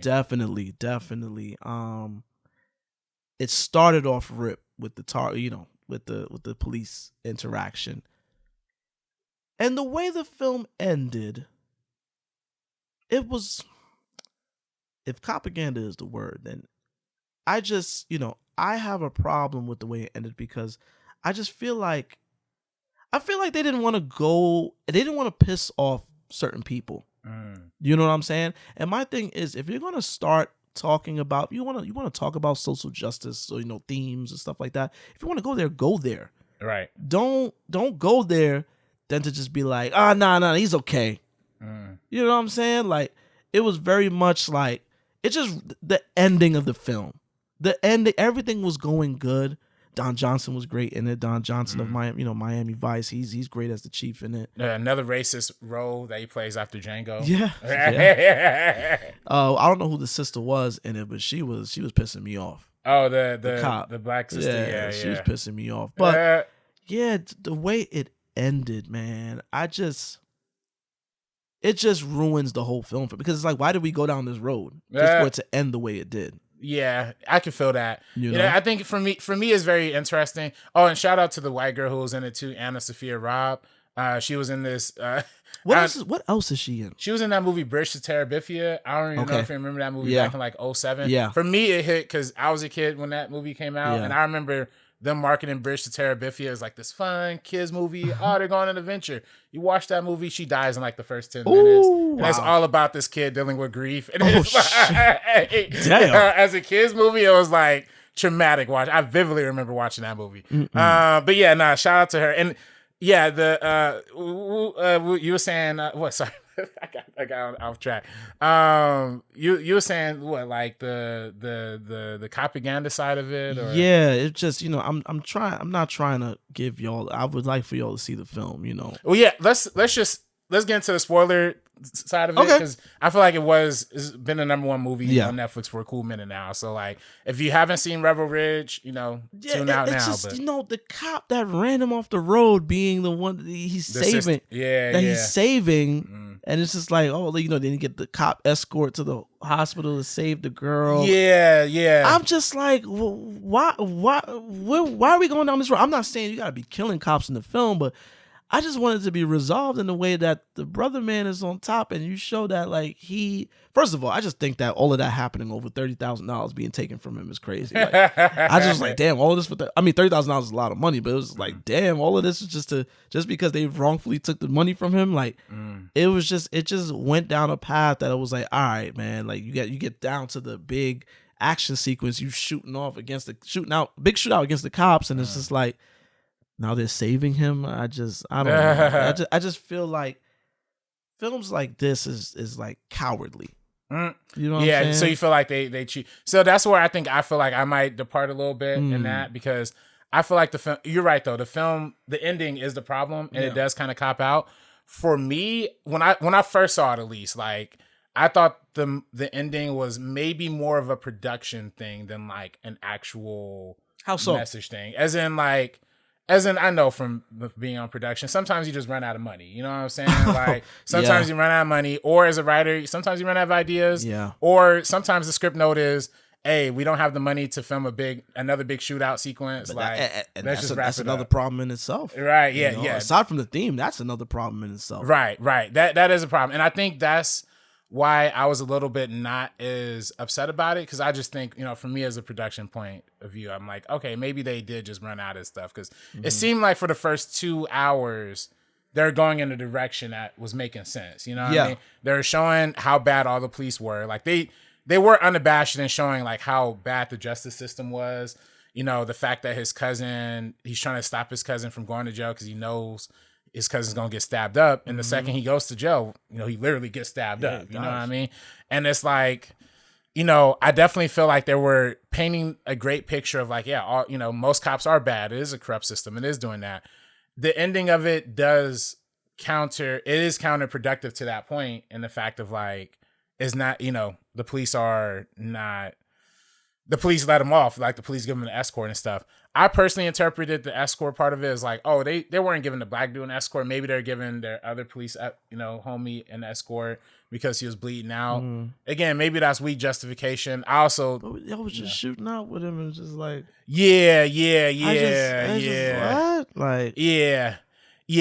Him You know, even saving him, I'd have let his ass bleed out. Like, you the reason why we in this shit right now. Right. But then the cop that got shot, they said that was like the informant, right? Like he was the one who was like feeding the white girl the information type thing.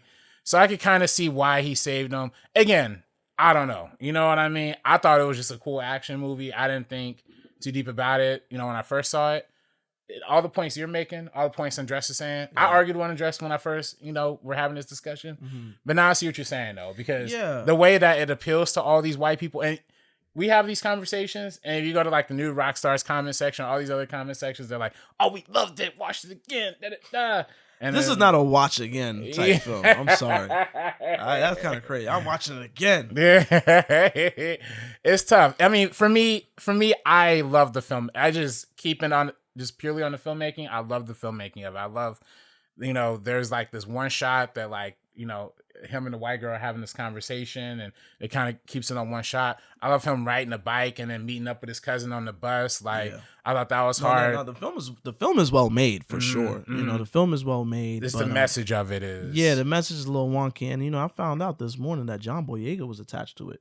Yeah. And he left for creative differences. Yeah. Well, they say he just dipped. Well, yeah, some say it was creative differences. Some say it was because like he had a family situation at that same time.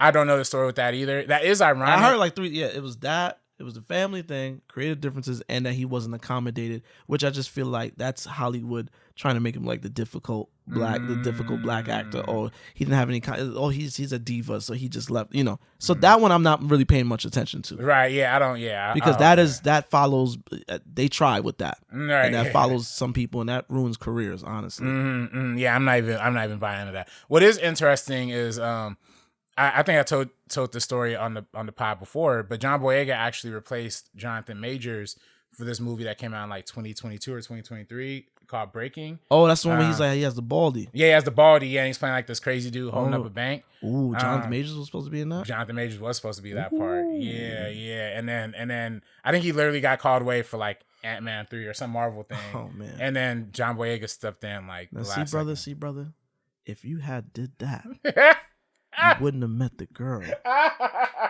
that was chasing you in the city. Yeah. And that you had the stuff in the back of the... you wouldn't have been in none of this, brother. Should have made the right... Should have did the little indie movie. Hey, like. You know, sometimes money is evil sometimes, yo. Yeah. Marvel is a great look, but sometimes it's like, nah, I can't do it. Let them wait for you. You know what I'm saying? You get he could have took that film places. You know what I'm saying? Boyega is great too, but Major's star was really on the rise. If he was I did not know that.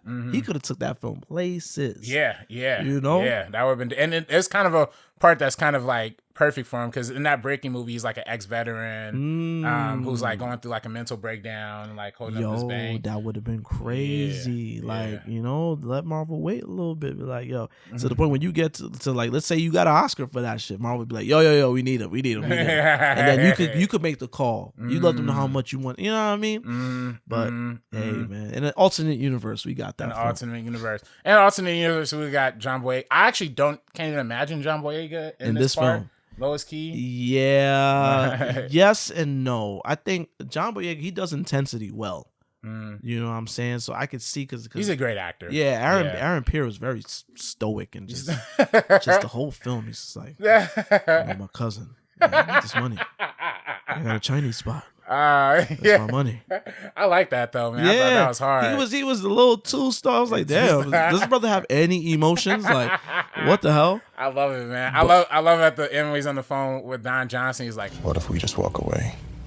Well, now you're starting to talk. And I was like, nah. Yeah. And then I was like, nah. Nah, yeah. Yeah.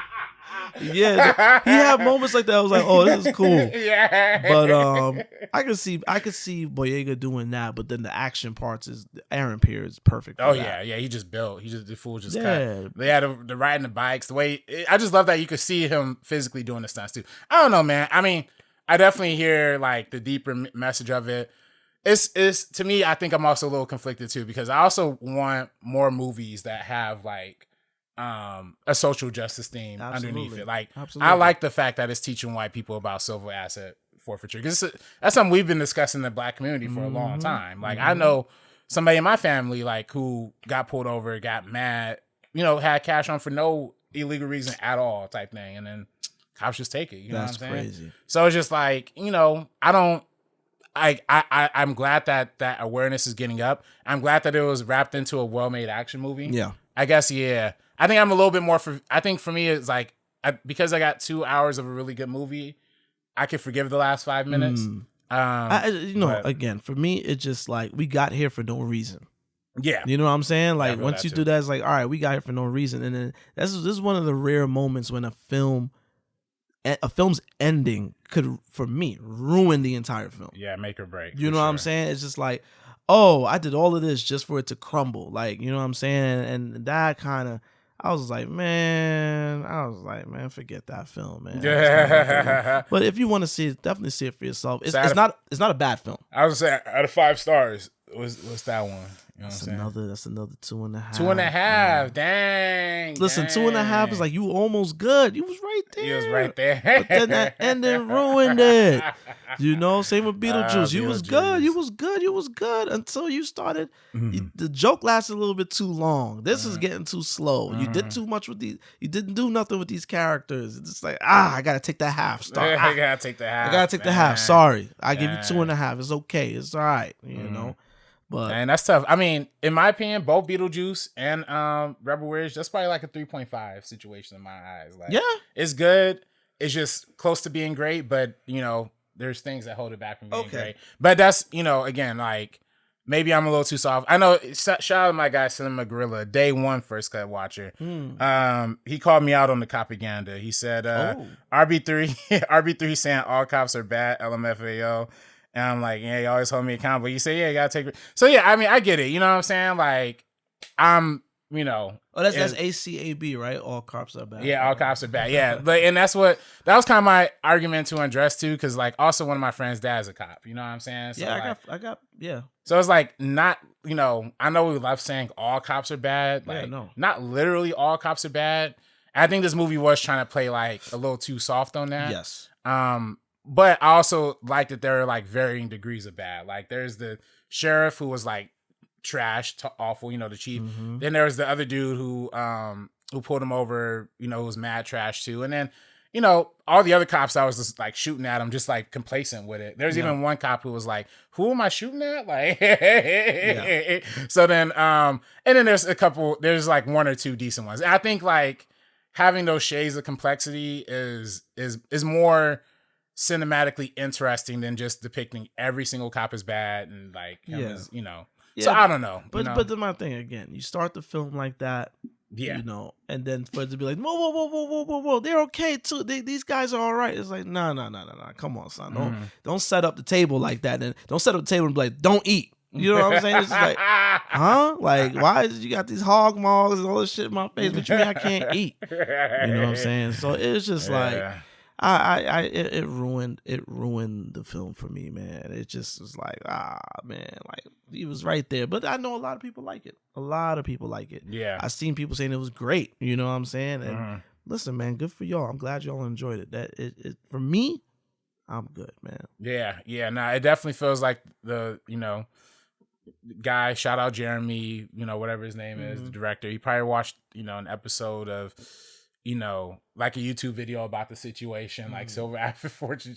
He probably already had this action movie idea in his head and was like, you know what?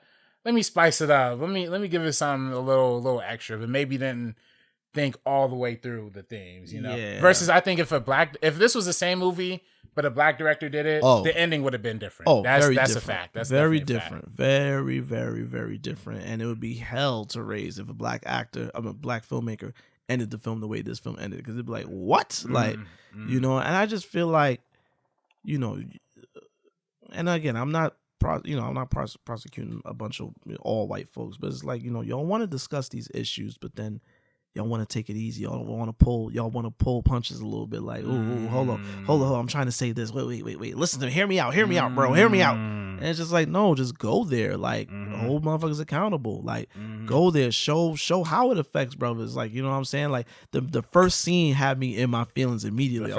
I was like, yo, like, what the hell? Why y'all doing this? Like, because I've been a victim of something similar. You know what I'm saying? Something similar as a child. I'm living in Jersey, Elmwood Park, New Jersey, and I was on the freshman basketball team. So we had a game. I had my bag with my stuff, and I stayed for some of the JV.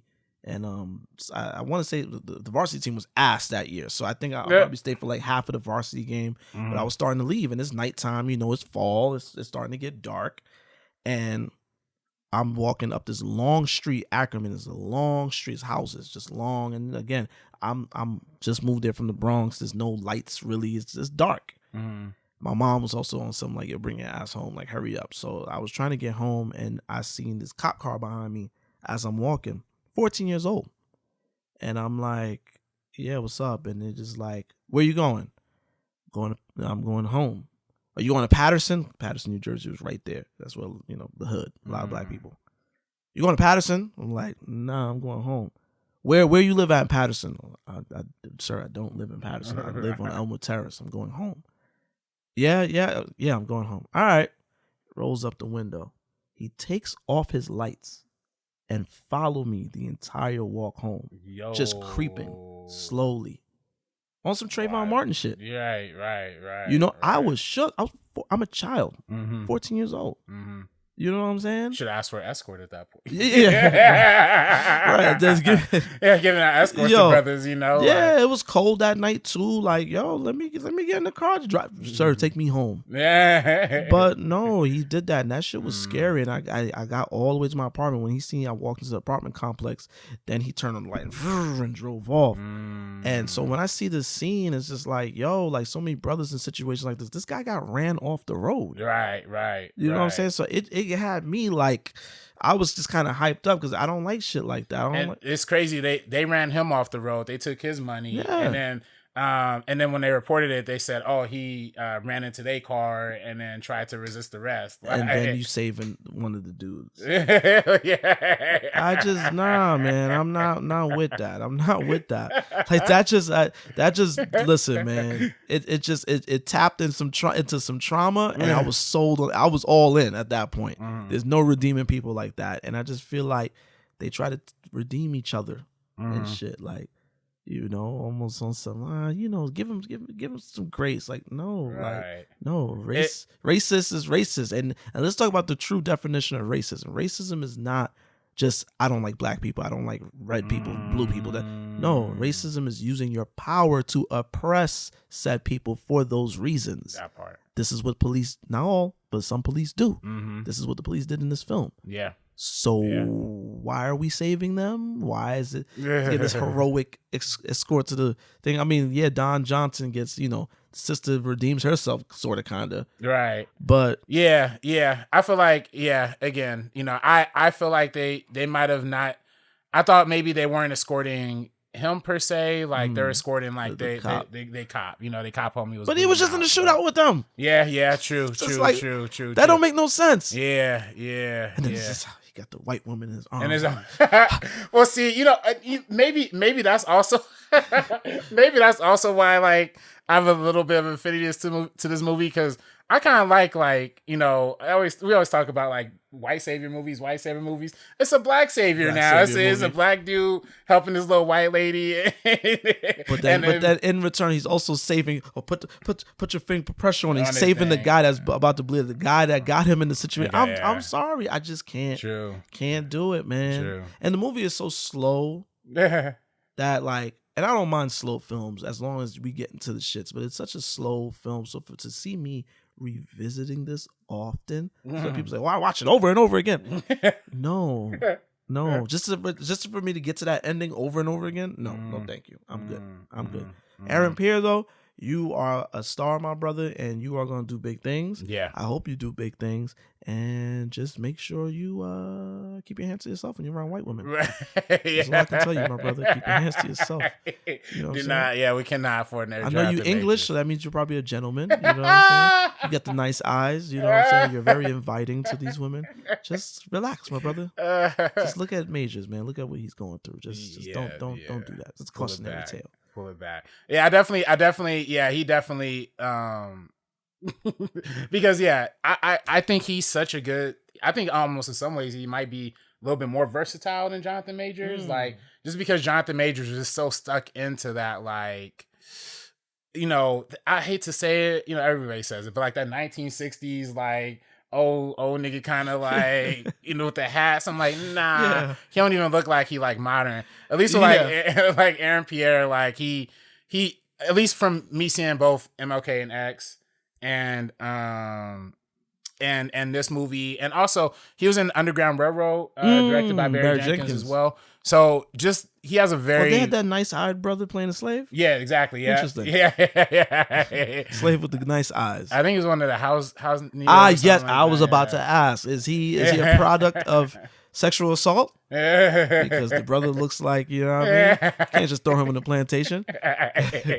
Yeah, nah, that brother, man. But yeah, like John, please keep your hands off the white women. Please, my brother, please. Just even if you do even if she's hitting you, like, don't fold her into no car. Don't do it. Don't fold her. Don't just stay peaceful. Don't origami her into no car, man. You see what he did to that brother? He lost out on a big check. John Majors is signing pictures like of himself at a conventions now. Oh, nah. That's how you know it's got bad. He gonna be on Cameo in the next couple months. Yeah, he gonna be on Cameo. Yo, we're gonna pay $500 to have him shout out the pod. Yo, yeah, word. Yo, we might as well do that. Hey, send him episode 2. Be like, hey, brother, we need that. You know, he's at Boots with Haley Joel Osment. You know what I'm saying? That's not where you want to be in life, my brother. That's not where you want to be in life, dog. Yeah. No, Zoe Kravitz might give him another movie in like 20 years and just revitalize his career. Yeah, 20 years, right.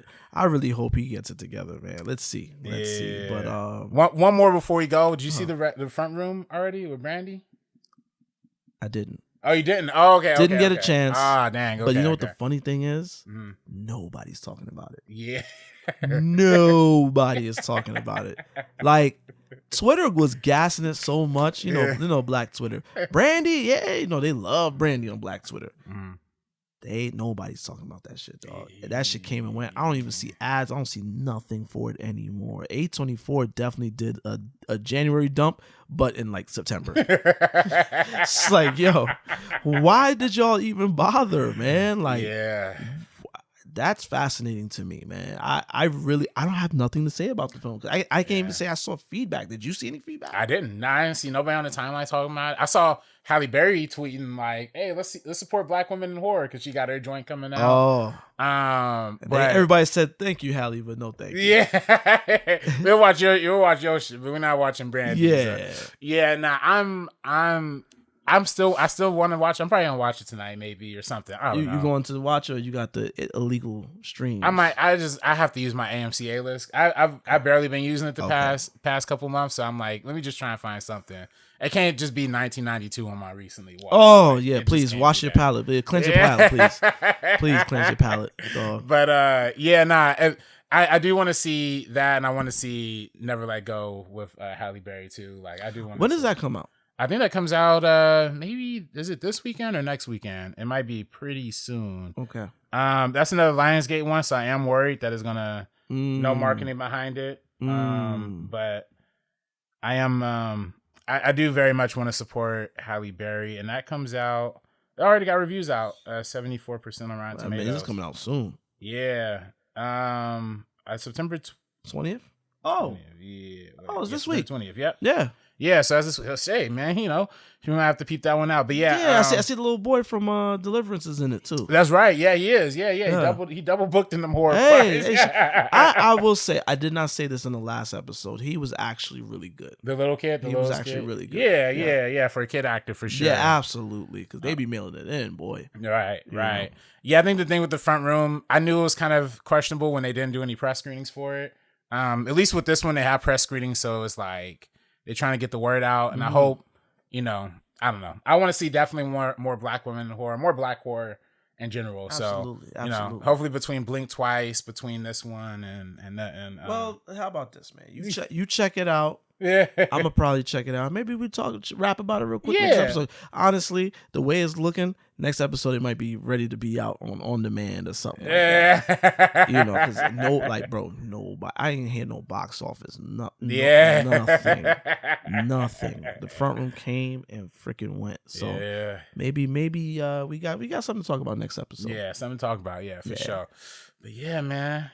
Anything else coming out, man? Did you get your tickets for Joker? I'm still looking. I'm trying to figure out if I want to do the Chinese or not. You know what I'm saying? I'm gonna do AMC Porter Ranch. Oh, Porter Ranch. I'm gonna do that. Yeah. You're not super hyped on it, or? I'm gonna be real with you. I love Joker. This is an ambitious film. Right. And what I've been hearing about it is pretty split down the middle. Right. So I'm like, you know what? I don't want to spend no money to go see it. But you know what though? The first Joker was pretty split down the middle. Like, yeah, but I went into that hyped because you know it was the first. You know, this one I'm there because I like Joker. It's a little. It's like, whoa, this is again. We talked about. It was like a musical type deal. There's a lot. It seems like there's a lot going on, and I heard that it's like really love it or hate it. So I'll leave the Chinese theater stuff for the big fun films. You know what I'm saying? The films that I know I'm gonna enjoy myself. I know for a fact I'm gonna enjoy myself. This one, I'm like, you know, let me see it, Porter Ranch. You know, if I love it, maybe I'll run it back at Chinese. But let me see. Let's see what Porter Ranch is talking about. I'll go there, chill there, watch it, you know. Right. Yeah, let's see. Yeah, I'll never be able to shake the feeling of like seeing the first Joker at the Cinerama Dome, like opening night. Almost a little fear, almost like a little feeling of danger a little bit. Like, because there's mad people like, oh, this is going to cause mass shootings. Like, and I remember when they had that talk a little bit when Dark Knight Rises came out and Dark Knight Rises came out, there was a shooting. So it was like, I was kind of almost like, ooh, this is like, but you know, sometimes you just be nervous about like the movie too. Like, is it going to be good or not? But man, that's the only reason why I want to go to Chinese is just for like that sort of feeling of like sitting in a cramped theater, just like ready with everybody. Like, is this gonna be good or not? You know what I mean? But yeah, because I know if I see it local to where like I go one close to me at Del Amo, like which is pretty close to me, and it'd be like 50% of the time the theaters be like full, and it's like half the time be like pretty empty. You know what I'm saying? Even with Beetlejuice, like. I had to go to a smaller theater, like that was a little further, because like when I looked at my nearby one, there was only like 4 people in the theater. I'm like, oh nah. Oh really? I can't react that way. Yeah. Oh, that's interesting. Yeah, it wasn't open. It was like a Tuesday night. It wasn't like open night. But it was like it was only 4 versus I went to a smaller theater and it was like most like halfway full type thing. I used to like. I still do like the full theater experience, but I've noticed recently I'm doing a lot of late show times by myself. I'm doing that a lot lately. You know, the thing is with the packed theater, the popping Friday, Saturday night, you know, you get stupid people. Yeah, that's the only thing that I used to love it. I used to always be in there for that, but I'm realizing now I'm not in there as much Friday, Saturday night. I'm definitely doing a Saturday morning. If it's my daughter I'm gonna go Saturday like early afternoon, or it's gonna be like a Thursday night at like 9-10 o'clock. I've been doing that a lot lately, especially when I know I want to really get immersed in the film, and you know, if I'm talking to y'all about the film, I want to be able to just really be in the moment, like, you know, really like be hyper focused on the film, because I've noticed sometimes that when I do enjoy myself, I end up cheering on some bullshit. It's happened before, and I was like, oh nah, like I was just having fun with the thing, because then when I got back to watch the movie, I'm like, oh, this movie is not good. Like Suicide Squad, for example, was like that. I was going into Suicide Squad like, yo, Batman vs Superman was so whack. This got to be better. And then people was in there, and I was like, oh yeah, this is alright. And then I watched it when it hit on demand. I watched it, and I was like, oh, this movie aged terribly. So from that moment on, I was like, let me start to like, I want to be by myself. I like going to the movies by myself a lot more now. Yeah, me too. That's how I kind of do have to, just because with schedules, I can't really go with people all the time. Mm-hmm. Yeah, I'm gonna go to Porter Ranch. I think it's like a 10 o'clock showtime. Okay, I might get home kind of late. Mm-hmm. I feel like the movie's gonna be long. Yeah, but I want to go check it out. I'm interested in seeing what Gaga does. I think Gaga's a strong actress. Right. Joaquin Phoenix. You already know he's coming with something. All right. I heard from some of the reviews, it's like Lady Gaga might not be playing as big of a part as like the marketing is hyping her up to be. See, I don't know. See, I'm gonna go into it with caution, which just means I'm going to Porter Ranch, and then if I do like it, I'll go to the IMAX or really Chinese. Chinese is just the best. Yeah. Right now is the best. Has no choice but to be the best. All the real shit is gone. Yeah. Not to say Chinese ain't real, but you know what I mean. Right. My favorites are gone. So. Yeah, I heard they turned the lights on by the AMC, by the ArcLight Hollywood. They did? They started turning the lights on. I don't know what that means, but maybe they starting to clean it up. I don't know. I heard they did like some food liquor licenses, so it might be a dine-in theater situation. Oh, really? Might be. Okay. I'm in there. I don't know about you. When the lights come back on and something good is there, I'm back in there. I enjoyed myself. So the last thing I saw there was what? Uncut Gems? On Christmas? Like around Christmas? That's a good one, yeah. Yeah, Dude, Adam Sandler. Man, Lois Key, that might have been my last one too. Adam Sandler. Was you there when Adam Sandler did the Q&A? Nah, I wasn't there with I was there with Adam Sandler, yeah. Saw that there. Oh, dang. Yeah, that was dope, man. That was dope. Yeah, dang, 2019, that just make you think. Like, yeah, it was a different era. I remember, man, bring back the ArcLight. We need that mug, man. There's so many good movies. Oh, man, ArcLight Cinema, man. Like I said, I believe I said in one of our episodes, man, like, it's a multiplex, but it's like elite. They introduced the film. It's cushy. You feel, just sounds always right. They butter the popcorn perfectly, not too much butter. The buttered popcorn. I miss it. Yeah, I miss it. Because I love Cinemark. I like Cinemark too. I don't be going to Cinemark as much as AMC. I've never gone to a Cinemark. They're cool. They're cool. They also butter the popcorn, but must go hard on the butter. I'm like, yo, listen, I like a little cholesterol with my popcorn, dog. Yeah, but I'm not trying to. You want more popcorn with your butter? You know what I'm saying? Yo, like that listen, kind of feeling, man, I love buttery popcorn. So that you might have just sold me to go to our Cinemark. I might go to Cinemark soon to see something. What's their ticket prices like? They're a little bit cheaper than AMC, like just like $1 cheaper. You know what I'm saying? Yeah. Hey, that'll go a long way in this economy. Yeah, it's fact. Goes a long way. Yeah. But yeah, man, this is episode 26. You know what I mean? We talked about, you got the James Earl Jones, the Netflix, Netflix Prince Doc, Rebel Ridge, Diddy. It's Diddy, man. The Diddler, dog. Yo, I was talking to my mans about when Diddy was a Joker that one holiday. Yeah. He said like Warner Brothers sent him a cease and desist. Why did they do that? And I don't know if you remember, he was as the Joker, he was walking around the street and he got into it with somebody from Power, and he was in character getting into it with him. I said, oh, Diddy is really a sicko. He is really a sicko. Dog. Diddy, man. Hey, man. Hey, listen. Shout out Diddy. Not shout out Diddy.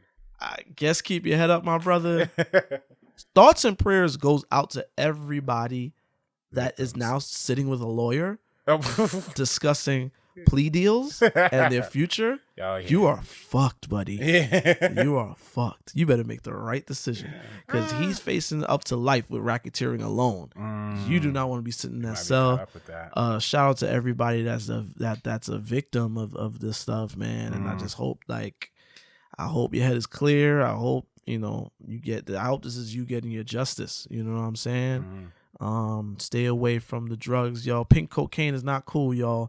Stay away from that. Hey, shout out to KY, Johnson & Johnson. Y'all keep it up. Y'all lubing shit up out here. Shit's crazy. Y'all lube stock about to go up, y'all. Get your lubes. Yo, I know whoever was fulfilling that PO looked at that shit like, how much lube? Where's this going? You know. This much baby oil? Oh, like, my what? Lord. But yeah, this is episode 26. This is your boy, Mr. Marin. And, catch me on Twitter, Instagram, Mr. Marin Knows, MrMarinKnows. Real Talk Film Society on Instagram, REEL Talk Film Society on Instagram and YouTube. We trying to get the YouTube back up. You know what I'm saying? All episodes is gonna be on a playlist on the Real Talk Film Society YouTube. The show you're probably watching right now is on First Cut. You know what I'm saying? So RB, let the people know where they can find you, brother. You can follow me on Twitter and Instagram at Director RB3, and you can also follow First Cut, Twitter and Instagram, and TikTok at First Cut TMO. Yes, sir. Yeah. So, man, it's episode 26. We will be back soon with episode 27. But till then, peace. Coming soon to a theater near you.